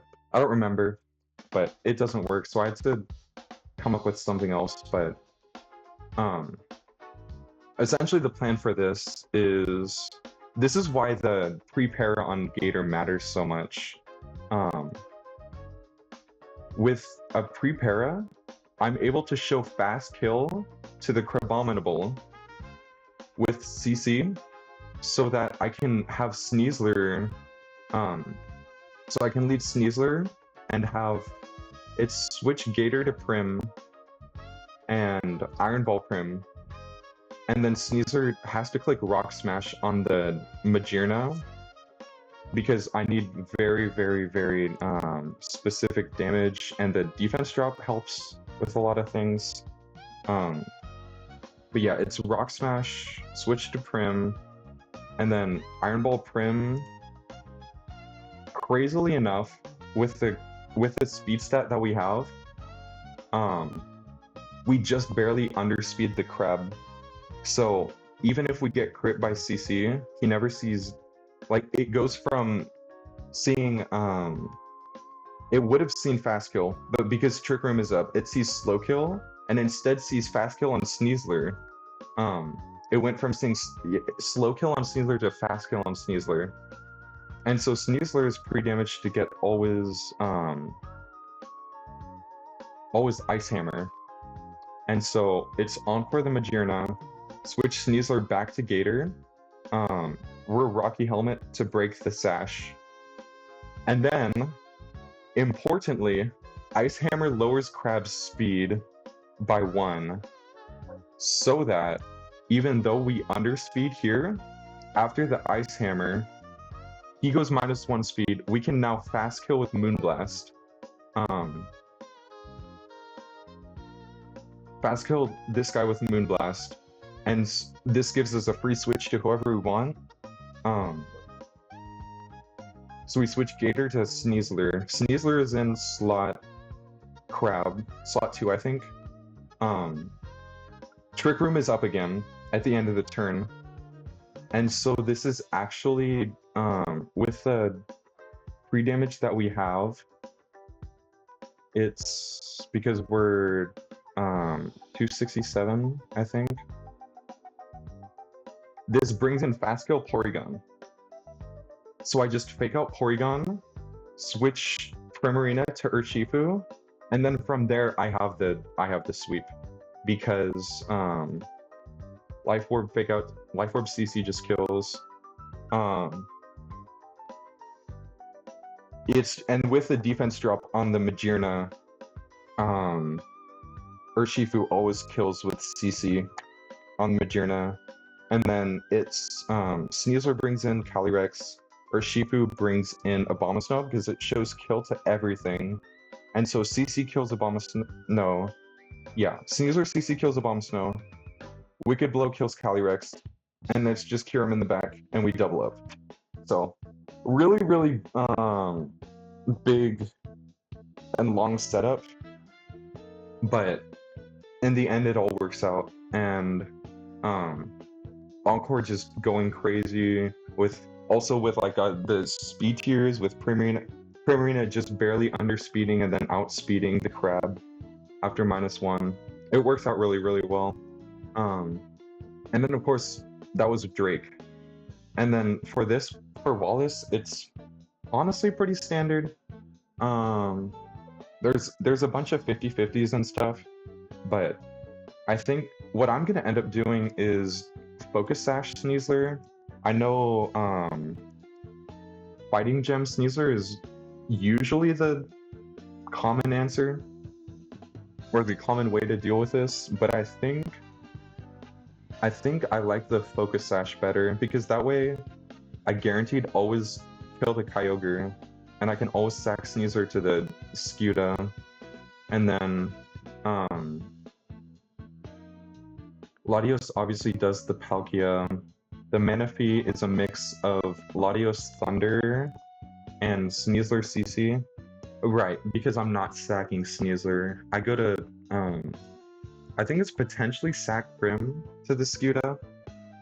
If it's liquidation, Slowbro wins. I can't just go Slowbro on liquidation because if I get defense dropped and crit on the switch, I think I die to another one or something like that. And so to make it riskless, I have to sack something to get Slowbro in on liquidation. And then of course if it's flip turn, I think Primarina lives and brings in Palkia, and then I just need Latios takes the Hydro Pump, kills, brings in Scuda. Yeah, it's pretty standard stuff. It's champ, so you can just sack a bunch. But the biggest, the number one risk that I encountered that was an issue for a long time was the Suicune. Because like the chance that it coal mines on the switch, and then the crits that can do on Primarina, and then I was like, originally I was just gonna do Citrus Gator with a Citrus Gator, but then you didn't take enough damage, or like you sometimes got Ice Beam afterwards.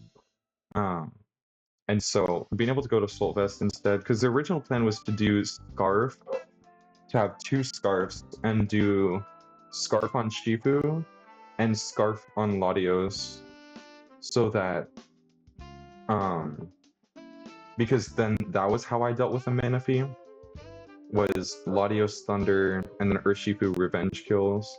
But being able to keep Sneasler alive allows me to actually go Assault Vest on Gator and bring it. So that's essentially a rough sketch of the E4. There's a lot of like specific pre-damaging and stuff, like I have to, on the Marshadow,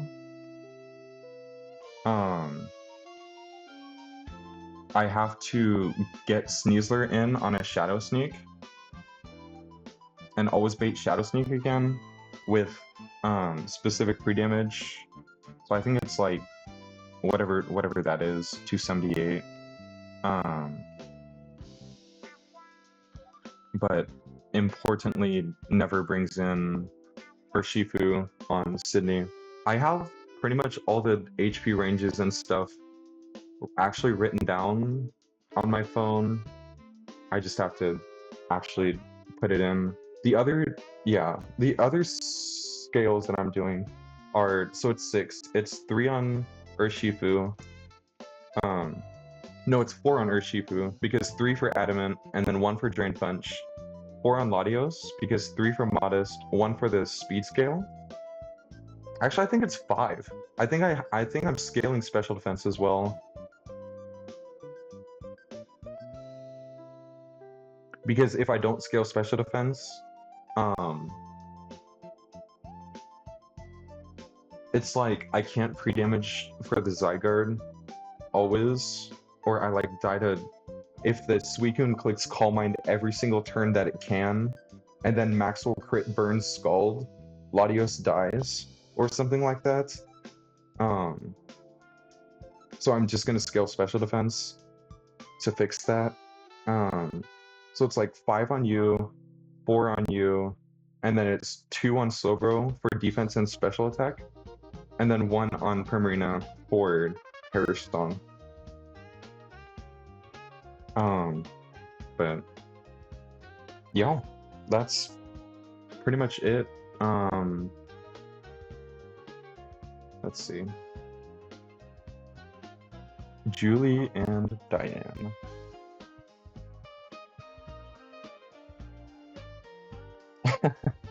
Yeah, hopefully it's sooner rather than later.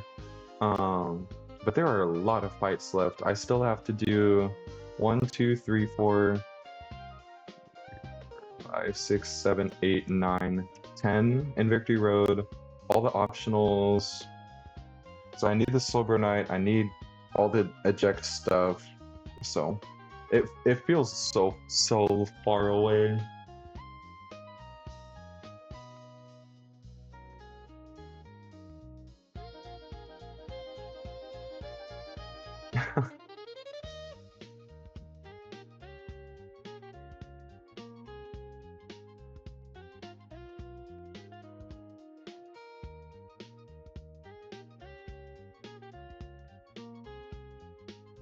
Well, that's pretty good.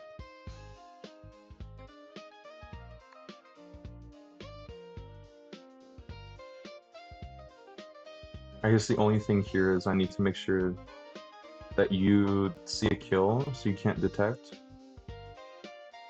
But it's not an issue.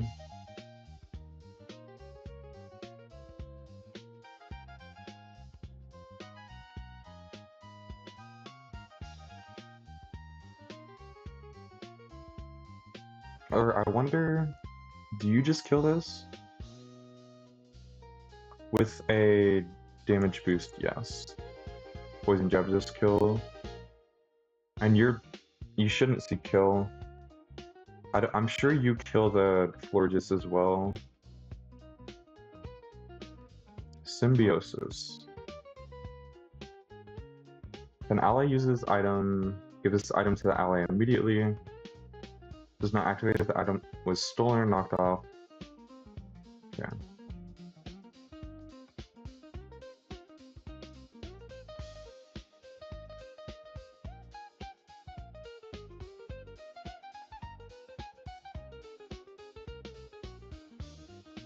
This isn't a true double, is it? No.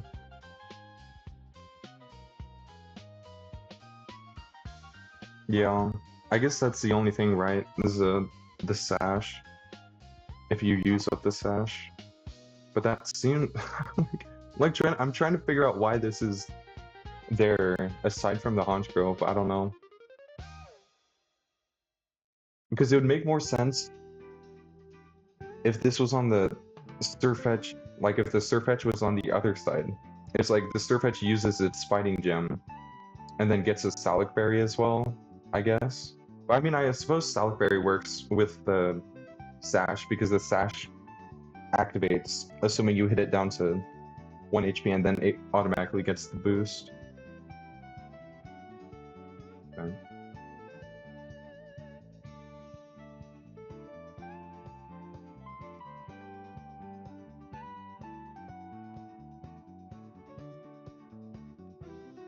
I mean, this is basically a 2-hit. Sneasler should be able to sweep as long as I show kill and like protect or something.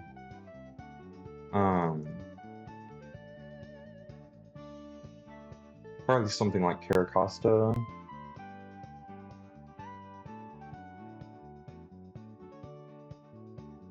I'm assuming you're just Overgrow. So that'd be just fine. Free damage to...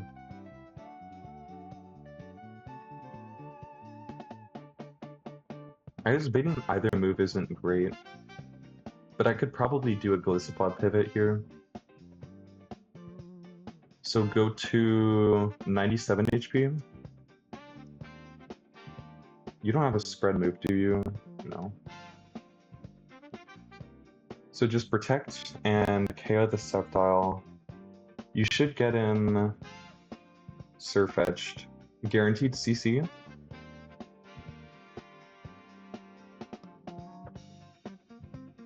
So protect and KO, and then switch to something on CC plus Liquidation Leech Life.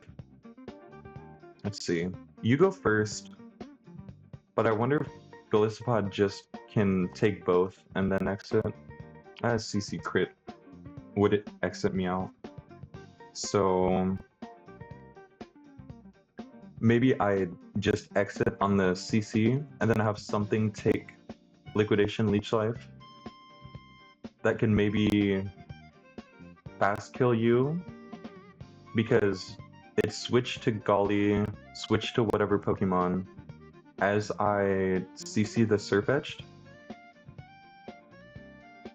and then CC KO Surfetched as I KO the Golly, maybe? Can Raptor do it? No, you died a Liquidation crit. No, you don't actually. Although I'm not sure how you're gonna kill this. You are emergency exit. So I could just exit you out with like Aerial Ace or something. Sharp Beak Aurelius. Exit you out gives me a free turn. It would be whoever comes in based off the Sneasler slot. So probably Honchkrow. I'm also CC dropped. I don't think it's ever Kangaskhan. Yeah. So we guaranteed Honchkrow.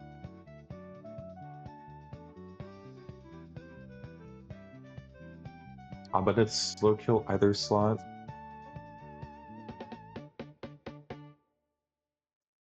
So maybe not.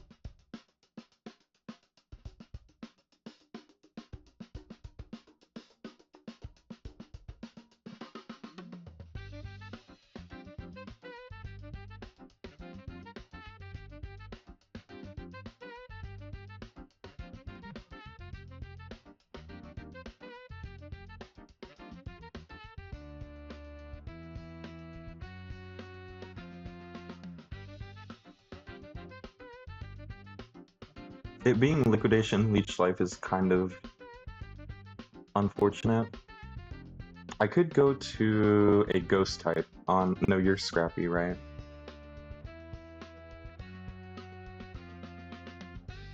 I mean, you resist everything except for Liquidation, but it might be too much.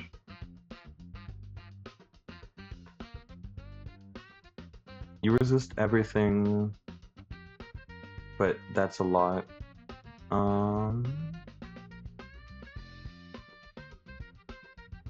I could go Kingler. I could do Golly exit into Kingler. Maybe pre-damage so that... I don't know. Ideally UC kill, but I need to show fast kill. Otherwise you can go for the slow kill on Sneasler. So I would have to go Iron Ball, which is fine. I could do Iron Ball. Actually, maybe I do Kingler lead because that gets guaranteed bug move, I think.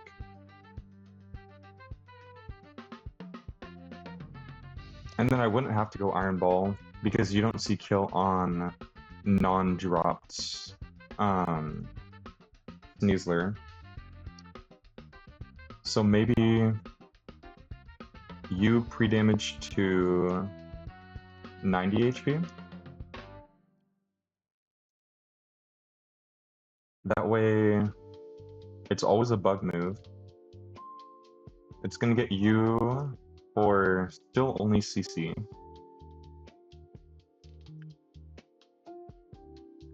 So it's CC plus bug move. Golly exits off the CC. And then I get a bug move into something. I mean, I could go Carracosta, maybe. Just pre-damage to... Yeah, that's probably the play. That is not Pokemon music. Let's do that. Doesn't really make a difference, but... you're pre-damage to... What is that? 91 times 2?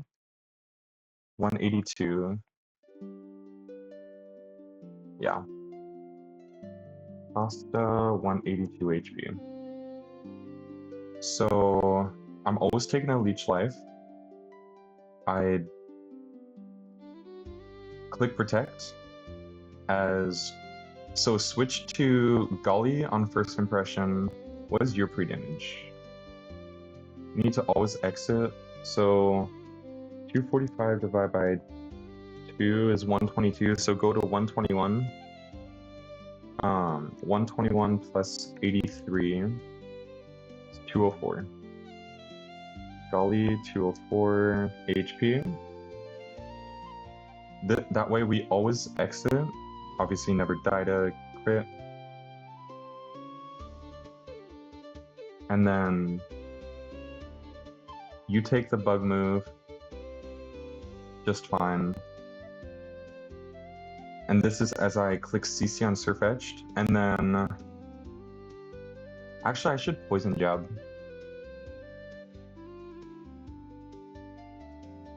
So I don't kill with crit.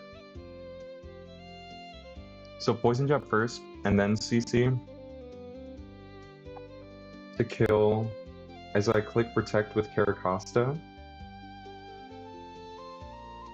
And then poison jab KOs the Florges as I switch Caracosta to... I think you're potentially baiting random move. Let's see. Because yeah, I could be low as 20 HP. It's always fast kill, but it's random move you. So I go to... I mean, Crustle seems fine. Do I have a Fake Out Mon that lives? Yes.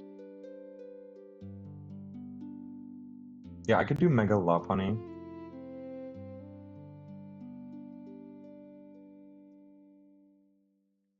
And then I do have Fake Out Pivots that I can do. If I just bring another Fake Out Mon, I could just Fake Out Chain. There's no, like, inner focus or anything. Yeah. Lopunny also has U-Turn, which helps me out. And then Sneasler in on Kangaskhan just wins. Is Kangas? No, because you go Mega. Should I go Choice Scarf on Hitmonchan so that my Fake Out is faster than yours? Maybe.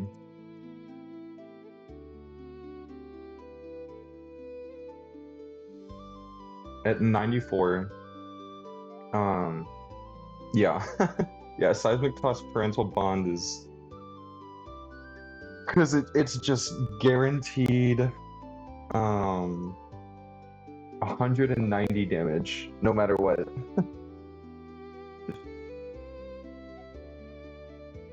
I'm definitely going Choice Scarf on you.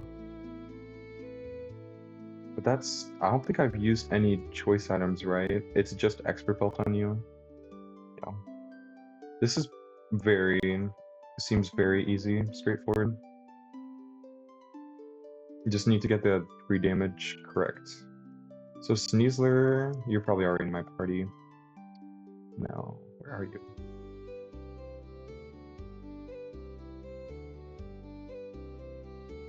You need to be in slot 2.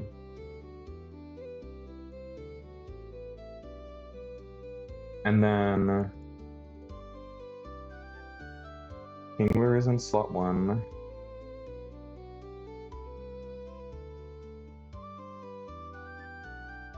And then I also need Caracosta.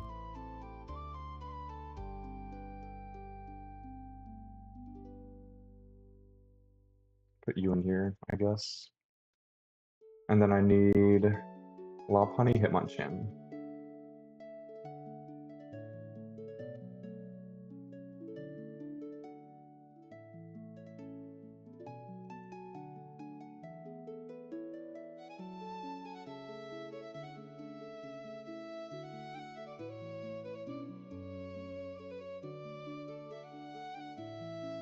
And Hitmonchan needs to be 94. Yeah.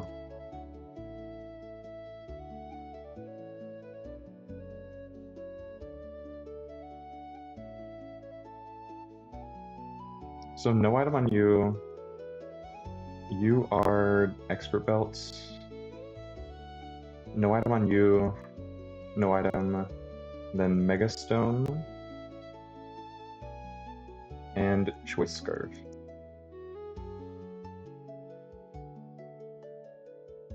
Do I have a Flying Mon?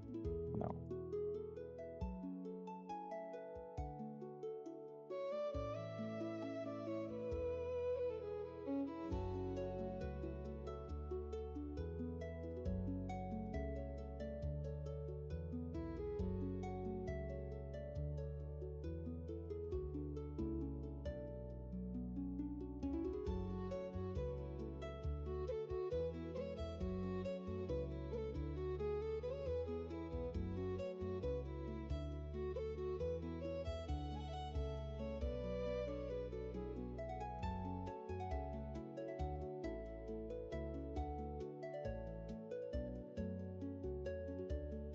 Then I need to pre-damage Kingler, Glisspot, and Caracosta.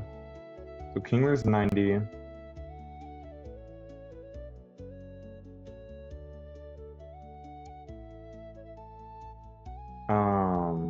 Costa is 182.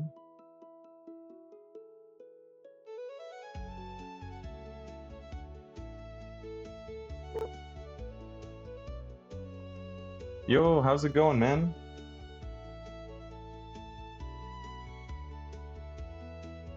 And then Golly is 204.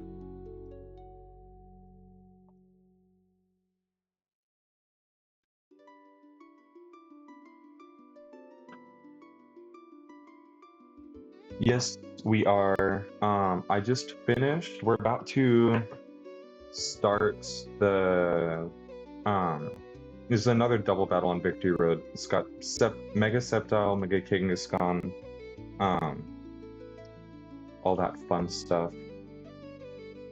We're slowly making it through Victory Road.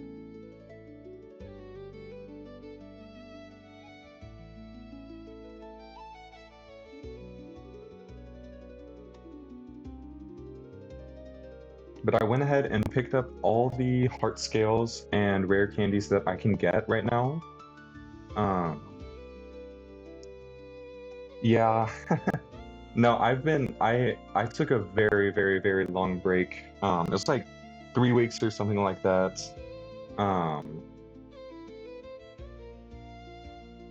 Of just went on vacation with some family. And so I wasn't able to play Run and Gun for however long, but we're back.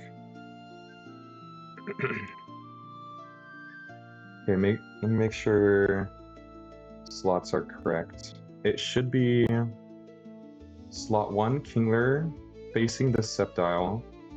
Slot 2, Sneasler,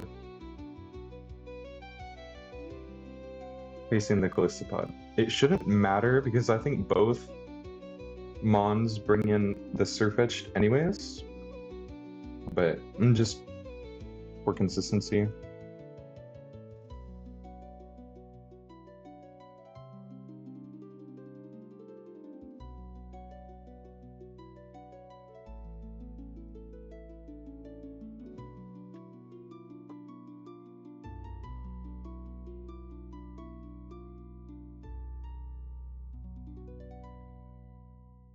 So both Pokemon seek heal into Kingler. We click Protect and Poison Jab the Sceptile. Yeah, the slots, we actually got Left Guy bugged, I think, but is like I said, it's not a big deal.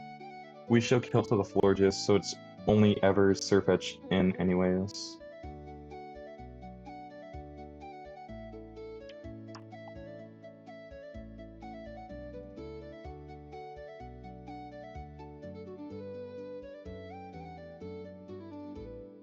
That was a cool sprite. I've never seen the Mega Sceptile sprite, because I'm always an Ape Runner.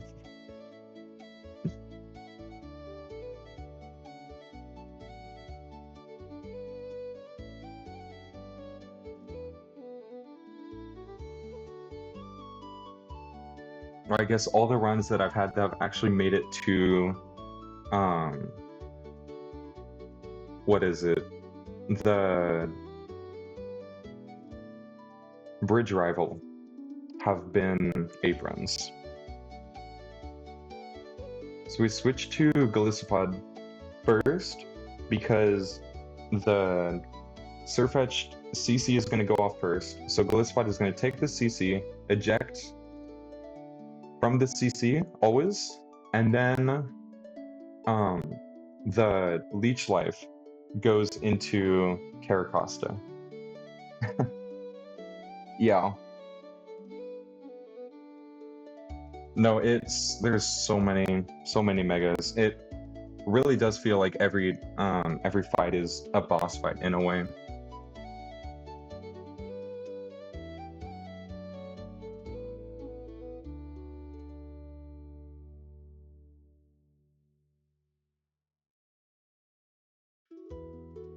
So Glisspot should always exit here. Actually, I think I can click Poison Jab. Not that it super matters. And we switch to Caracosta on the Leech Life.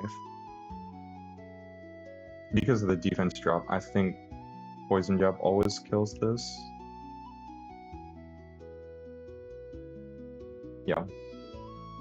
And then Caracosta is pre-damaged so that we... a few difficult runs describe... Or a few different runs describe Victoria's tutorial over.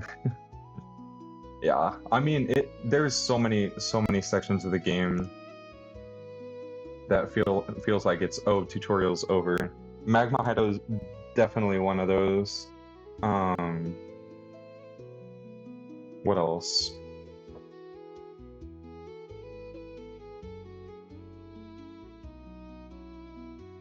What else? Tate and Liza Gym, I would say. Tate and Liza Gym feels like, okay, the game actually begins.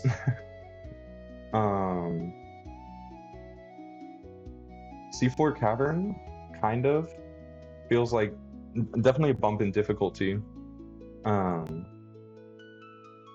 Switch to you here. One section of the game you feel like you can never beat. I mean, yeah, to be fair, I felt the same way. And then I got there and I was like, I feel like I was hyping it up a little bit too much. Like you always hear about, oh my gosh, this is potentially the most difficult section in the game. It could have been because I think Mega Lopunny came to every single fight in Hellroom, aside from Maxi, I think, and just popped off. But without having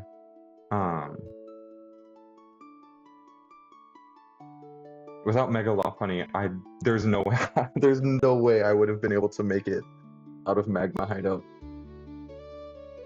I'm assuming Beedrill does very, very similar things. Yeah, I'm curious if Golisopod can still get infatuated after I go Mega. I think so. I'm assuming that's how it works. We're gonna fake out. This was just kind of like do what you want. I've got a bunch of fake out mons.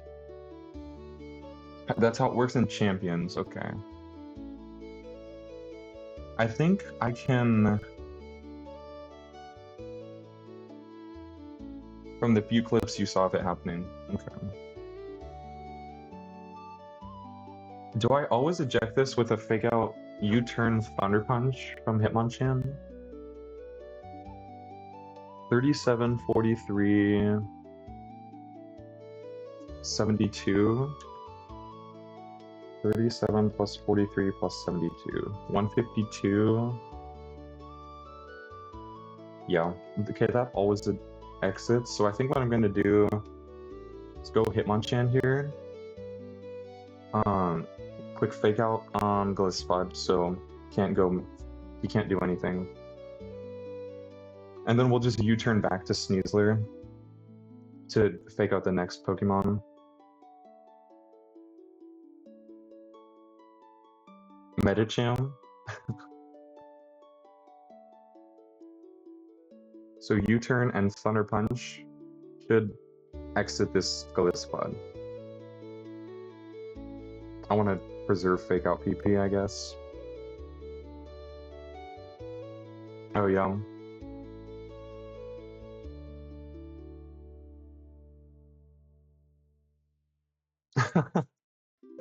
Yeah, I bet it's probably pretty late where you're at. So Honchkrow in. I think fake out CC just kills 59 to 62. 321. Yeah, that's exactly enough. So click fake out and switch you. I don't even need to switch. Well, if Thunder Punch can kill, it's probably not a good idea. Yeah, I'll switch. I think Lopunny goes first anyways.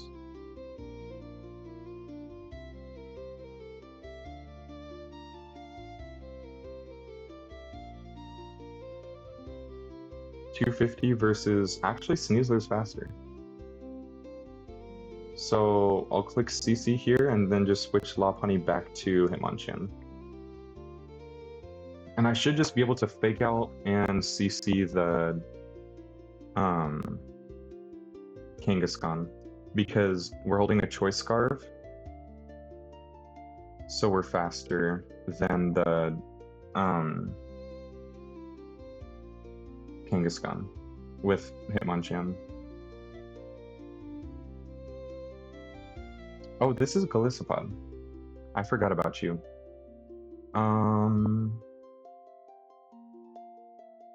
Just switch you to Lopunny and fake out.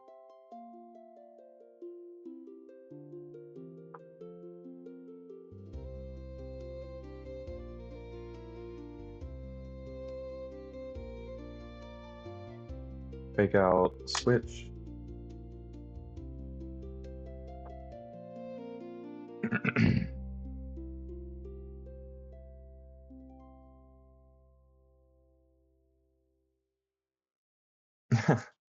Yeah, no, it's so unlikely for them to actually switch.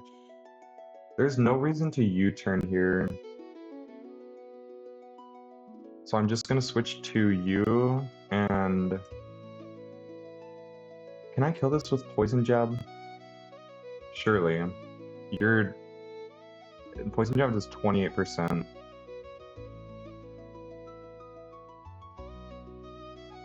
Yeah.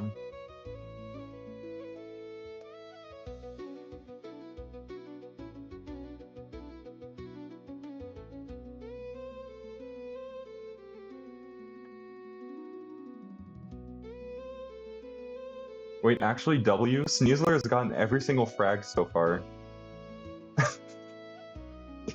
I promise I'm not trying to. I promise I'm not trying to feed frags to Sneasler.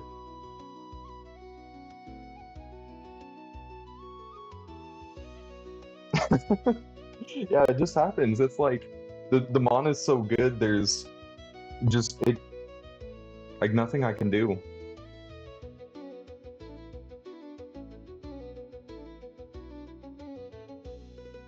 Oh, it didn't go for fake out. Huh. It must have, yeah, it must have gone for the slow kill, which is not uncommon. With slow kills +9. Yep, Sneasler got every single frag that entire fight. I think we're above 100 frags now on Sneasler.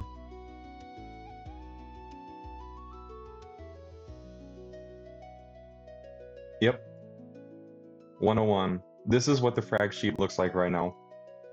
I got Sneasler in end of Winona split, so I've only had him for like half the game, and is already second on the leaderboard. Only Ape had more.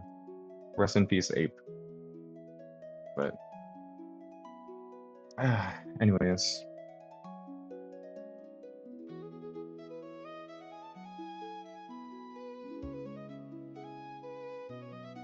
My goal is to have Sneasler pass Ape and frag. Yeah.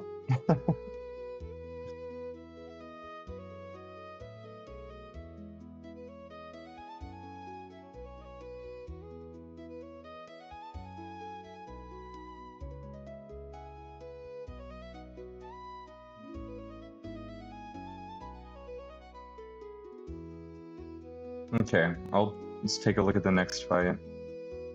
This one is just a single battle. Yeah, Sash, Speed Boost, Golipede. Looks great. Looks very good. I just love that.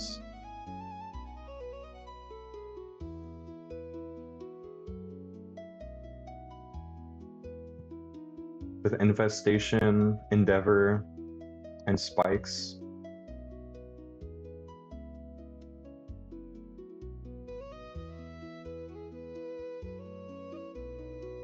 Is skill swap speed boost?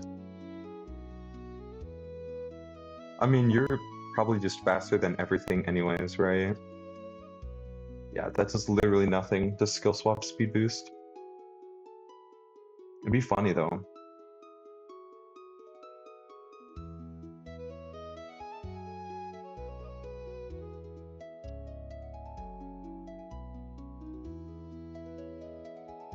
I could do Armaldo seems fine.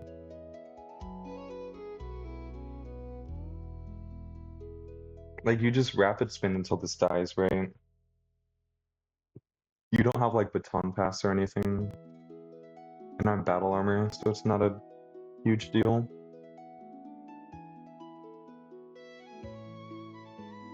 I guess Endeavor plus Infestation is potentially scary. But Rapid Spin clears Infestation, doesn't it?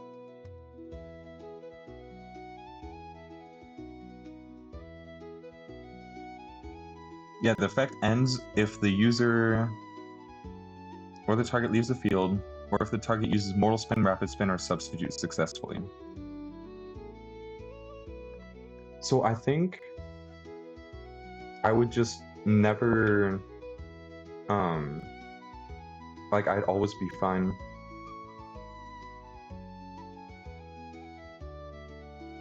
You're always faster, so Infestation will always go first, and Rapid Spin would just clear the effects. Who do you bring in? Ideally, I'm full HP. I could probably get Leftovers or even Shell Bell to be as high HP as possible. It should be Garchomp in, no matter what. Or I could just say, you're never gonna die. Click Rock Tomb, click Rapid Spin, free damage to always die to Stone Edge. I don't think you ever Infestation over hazards, right? No, you can, because it can be +8, and Stealth Rocks can be +8. So I think there's a chance I bait EQ.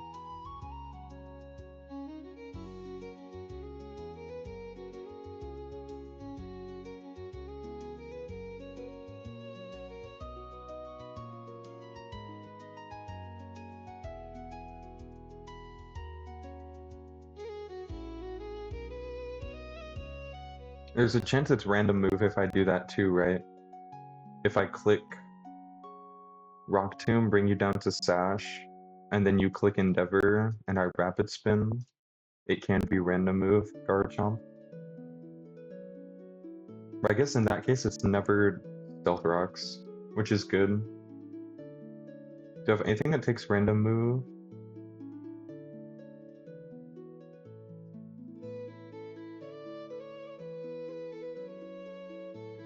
I mean, Scale Shot seems so bad, right? Even at +1, you just outspeed everything. So, how do I guarantee that this is never, never that?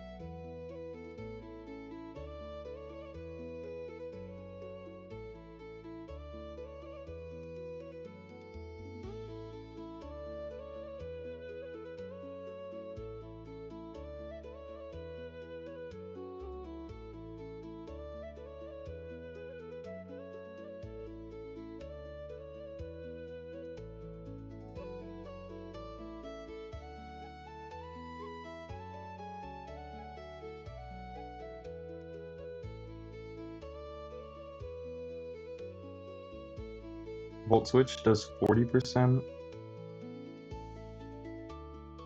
I could pre-damage to be dead to Infestation, and then switch to something that can kill this. Holt, probably. I would have to go Scarf, but that could work. And if I kill this with Psychic Fangs,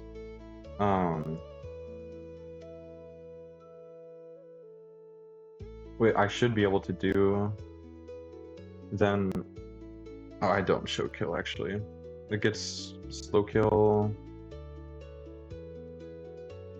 Yeah, that gets scale shot still. Does Prim live random move? So that way it's never scale shot? No.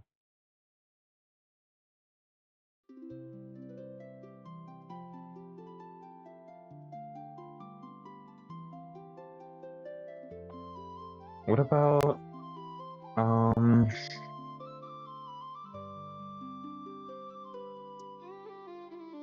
mean you're bulkier, but no. Grimmsnarl also exists wherever you are.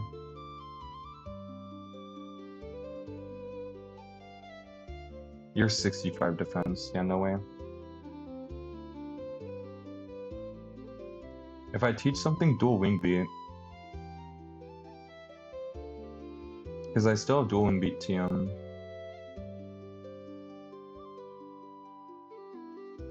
Scarf, I could just do that, right?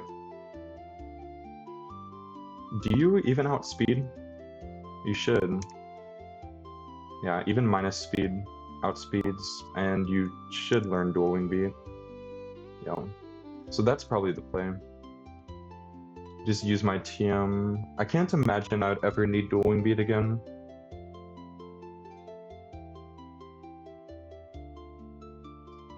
And then that, yeah, that seems like the play. I can pre-damage however I want. You see slow kill.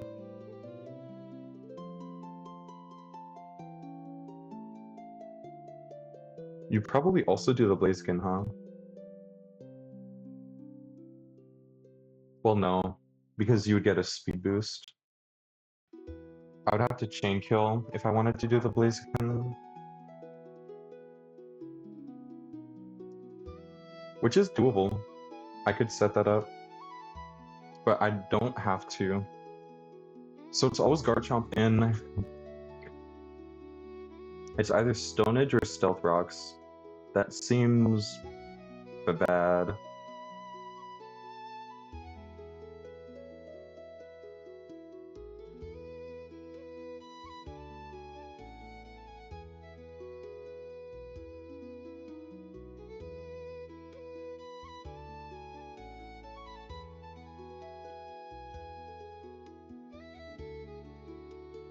Is there anything else I can rapid spin on? Probably not. Maybe the eel.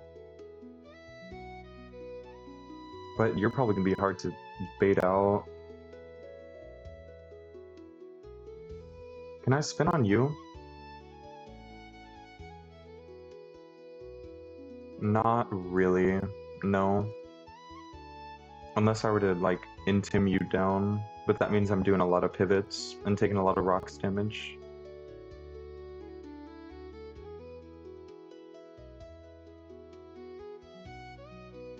Do I have something else I could teach Dual Wing Beat?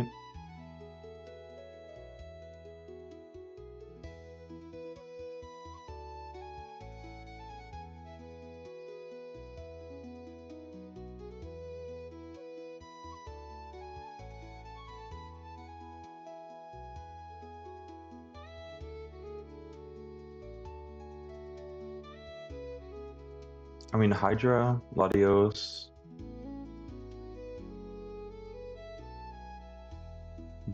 Do you even kill?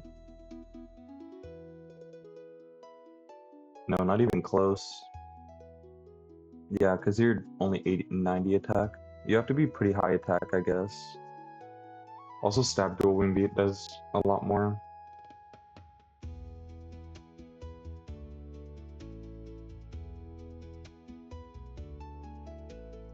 And you don't get Dual Wing Beat for some reason.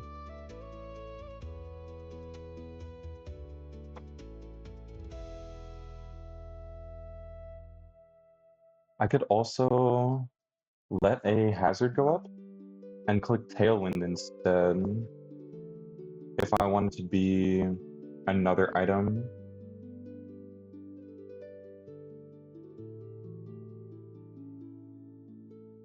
Do I outspeed in Tailwind? No. Cool.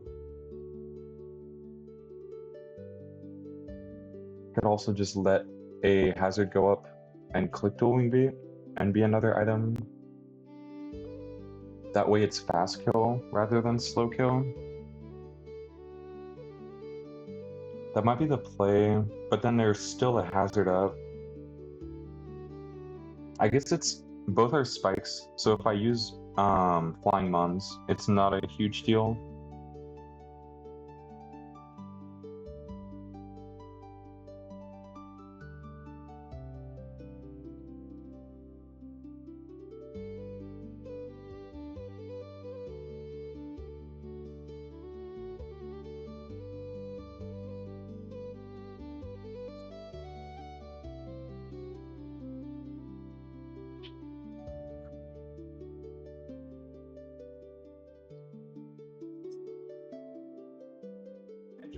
Hey.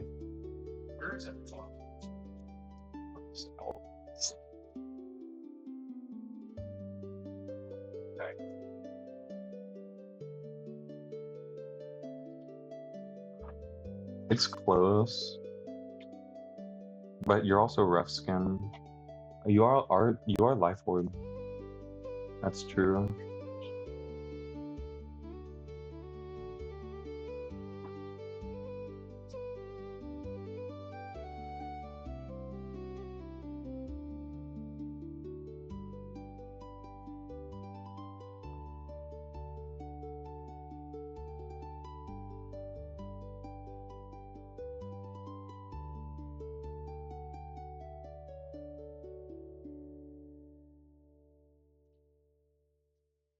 So it seems like, do I either want to let hazards go up or potentially get random move you?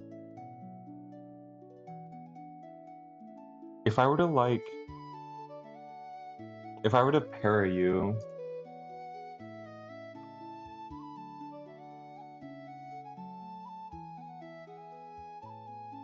could I ever just fast kill?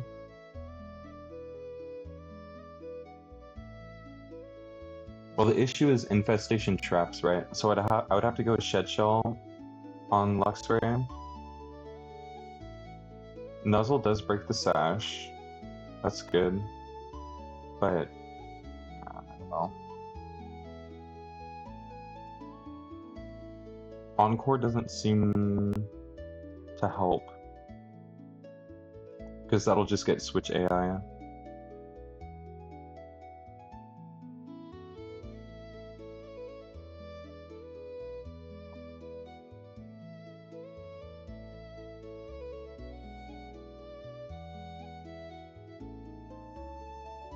Do I have any fast rock types? Because I don't think I've used my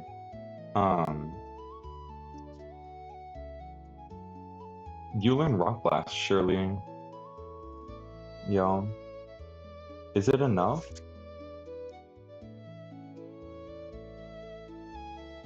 Probably no, I don't think so.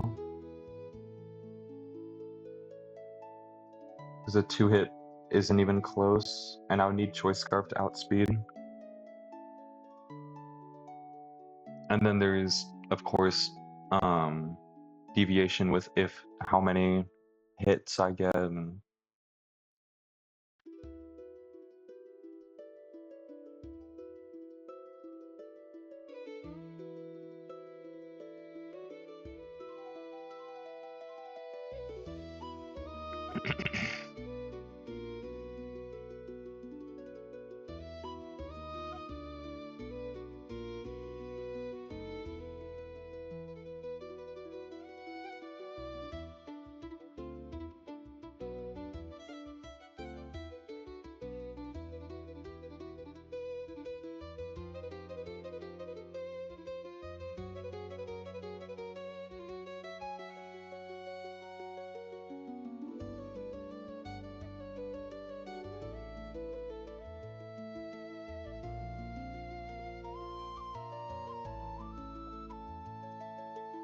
yeah, you get Ice Punch. And you take a Stone Edge.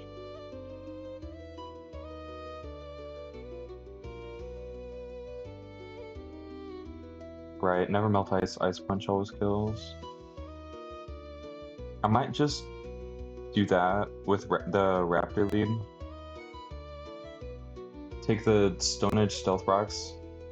Either you come in for free, or you take a Stone Edge. Ice Punch kills. It's never you. It could be slow kill you. Probably not you. It could be slow kill you.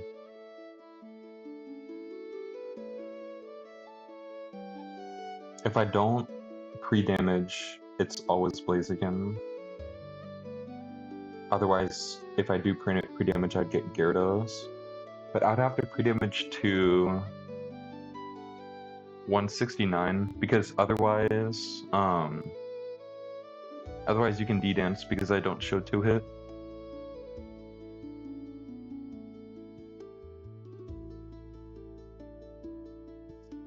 And maybe I just play with Rocks up.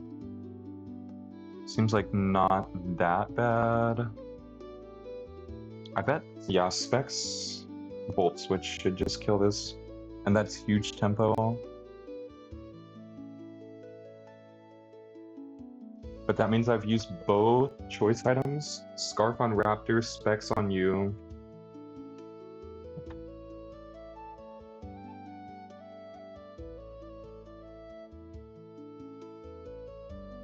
You obviously take Rocks plus Waterfall just fine. Can I pre-damage get always you? 169. Yeah, exactly. I live exactly on 1. Okay. Sure, let's do it. Sneasler, 169 HP.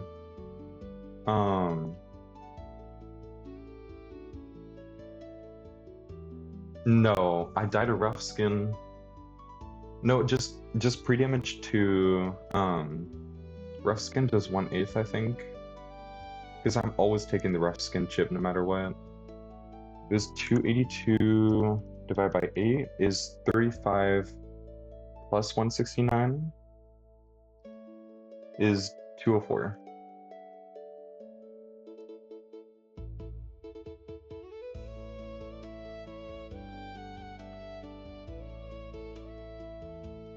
And I show kill to you, so it's never you in. So it's always exactly Gyarados.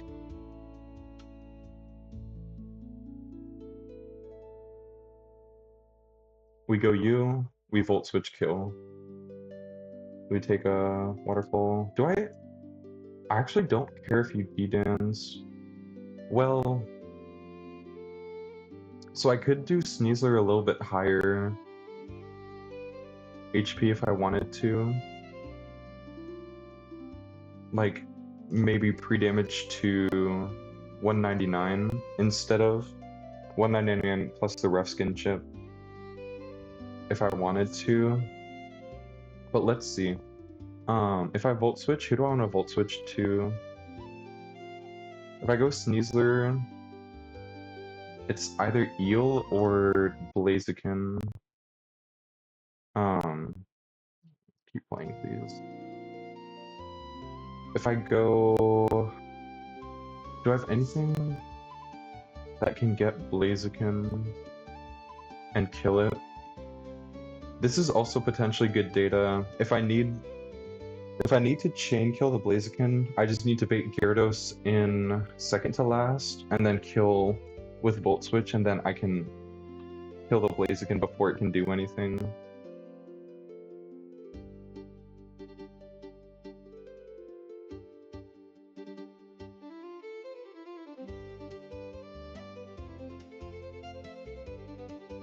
I feel like the only thing that shows kill to this...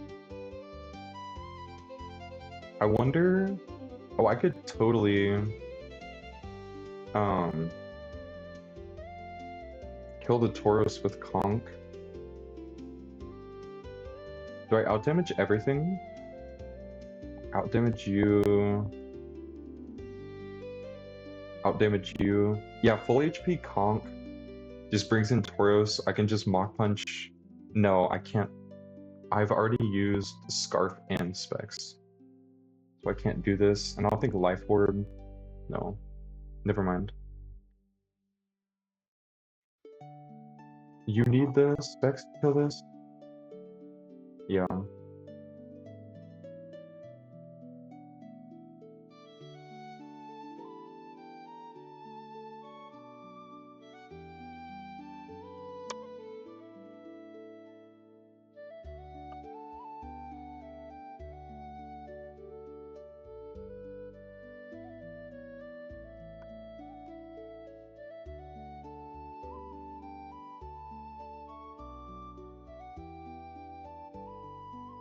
I mean, this Toro seems like an issue. Maybe just try to deal with it.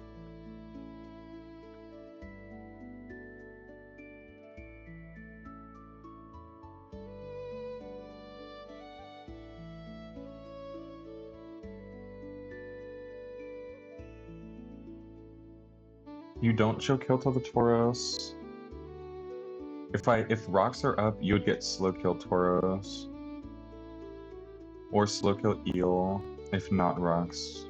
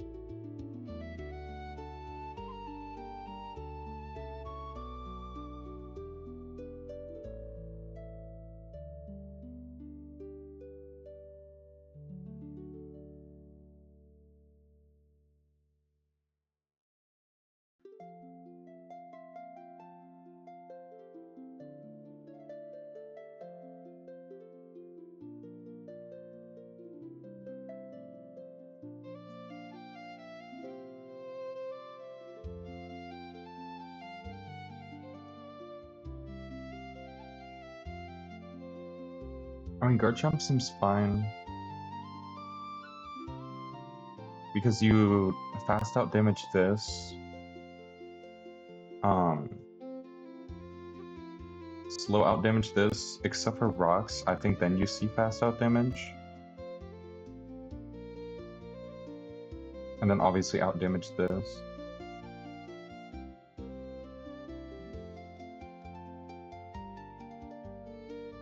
So then it would be Taurosin.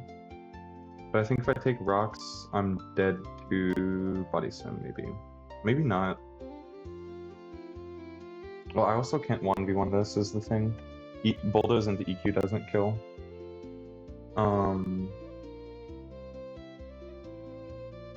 Yeah, I do live Body Slam Maxwell crit plus rocks. But if I bulldoze, I'm baiting random move afterwards. I think even with a Citrus Berry. Obviously I can get paired because you're sheer force.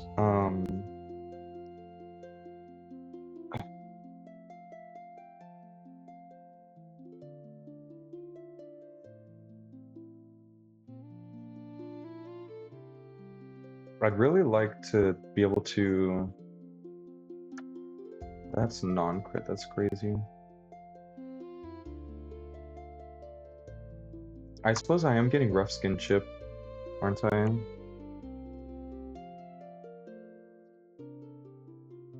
Is this maybe a kill sometimes? 79 plus 132.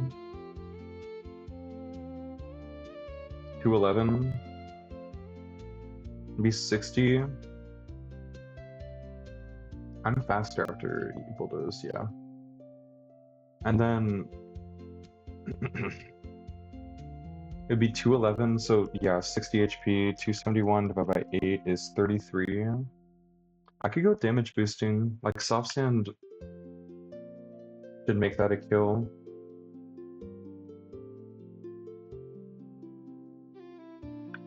'94 plus 157.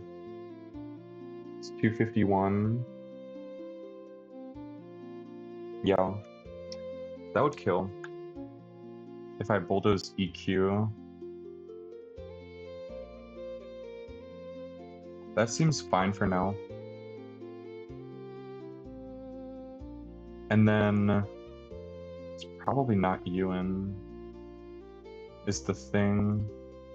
I think it's Blaziken for fast kill. Potential random move.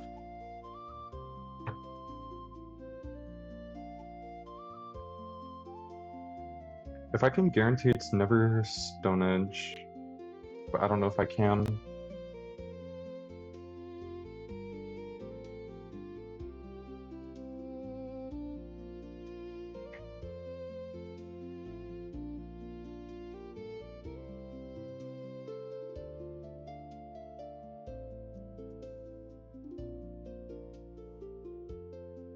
Right, because is 300 and rocks do a 16, so 20. So the lowest HP I'm at is 12 HP. No amount of levels or anything, and I'm 93. Even if I level to 95, that's not gonna make Bulldoze EQ kill. Plus rough skin.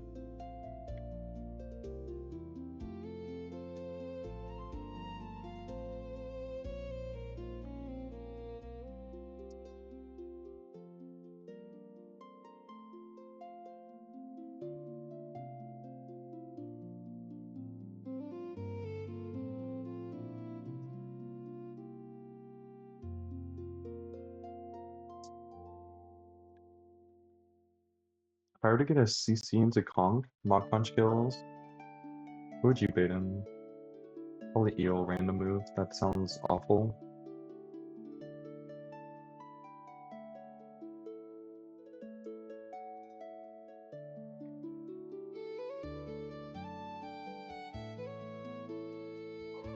Hmm.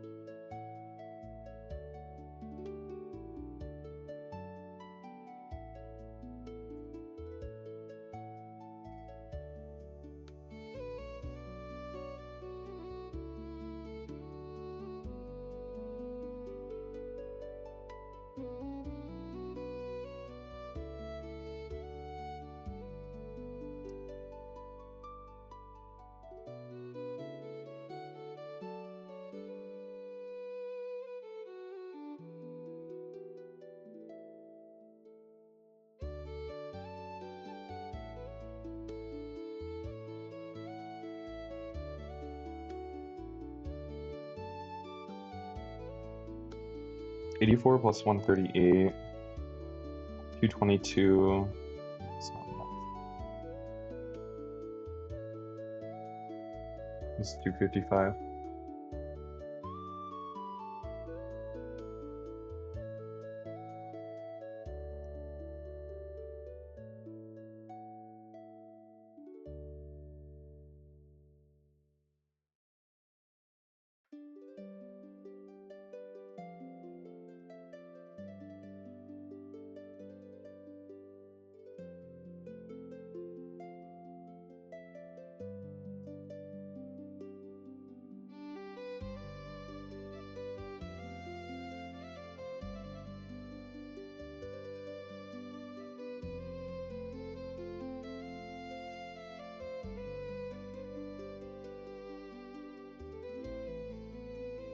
Because ideally, the way I handle the Blaziken is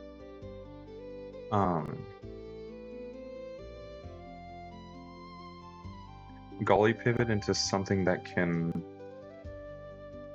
beat this.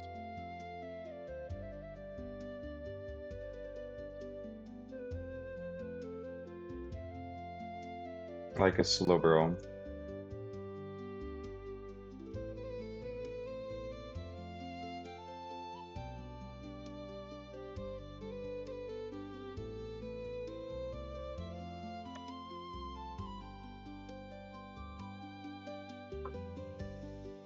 Except for Slowbro doesn't beat this.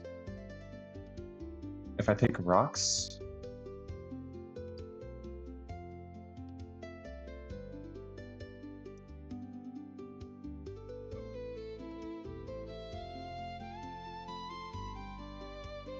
or probably just doesn't beat it in general. I don't know.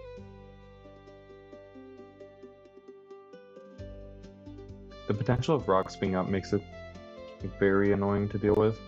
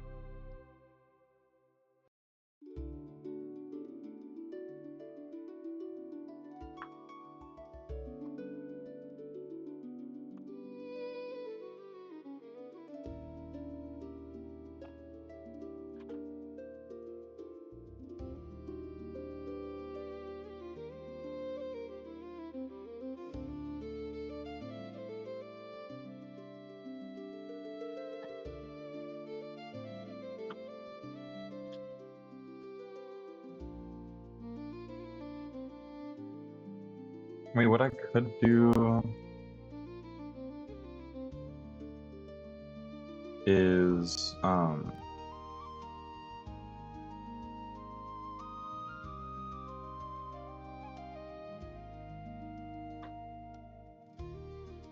have Sneasler at 3 HP. Well, then you can't do the Garchomp, but you can do the Tauros if I exit or kill with a pivot move or something. Solve that problem later. Say I do Sneasler, pretty much you get always Infestation. And then, so Fake Out, Break the Sash, go to Lycanroc.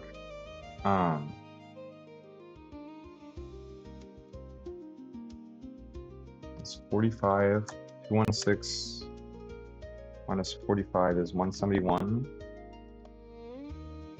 79 Hardstone. Excel Rock doesn't do it. 95 maybe? Yeah, at 95 Hearthstone, Excel Rock does it. So I could do that. No big deal. You can be pre-damaged however you want. Although I think it's just always Garchomp EQ. Is it ever Scale Shot?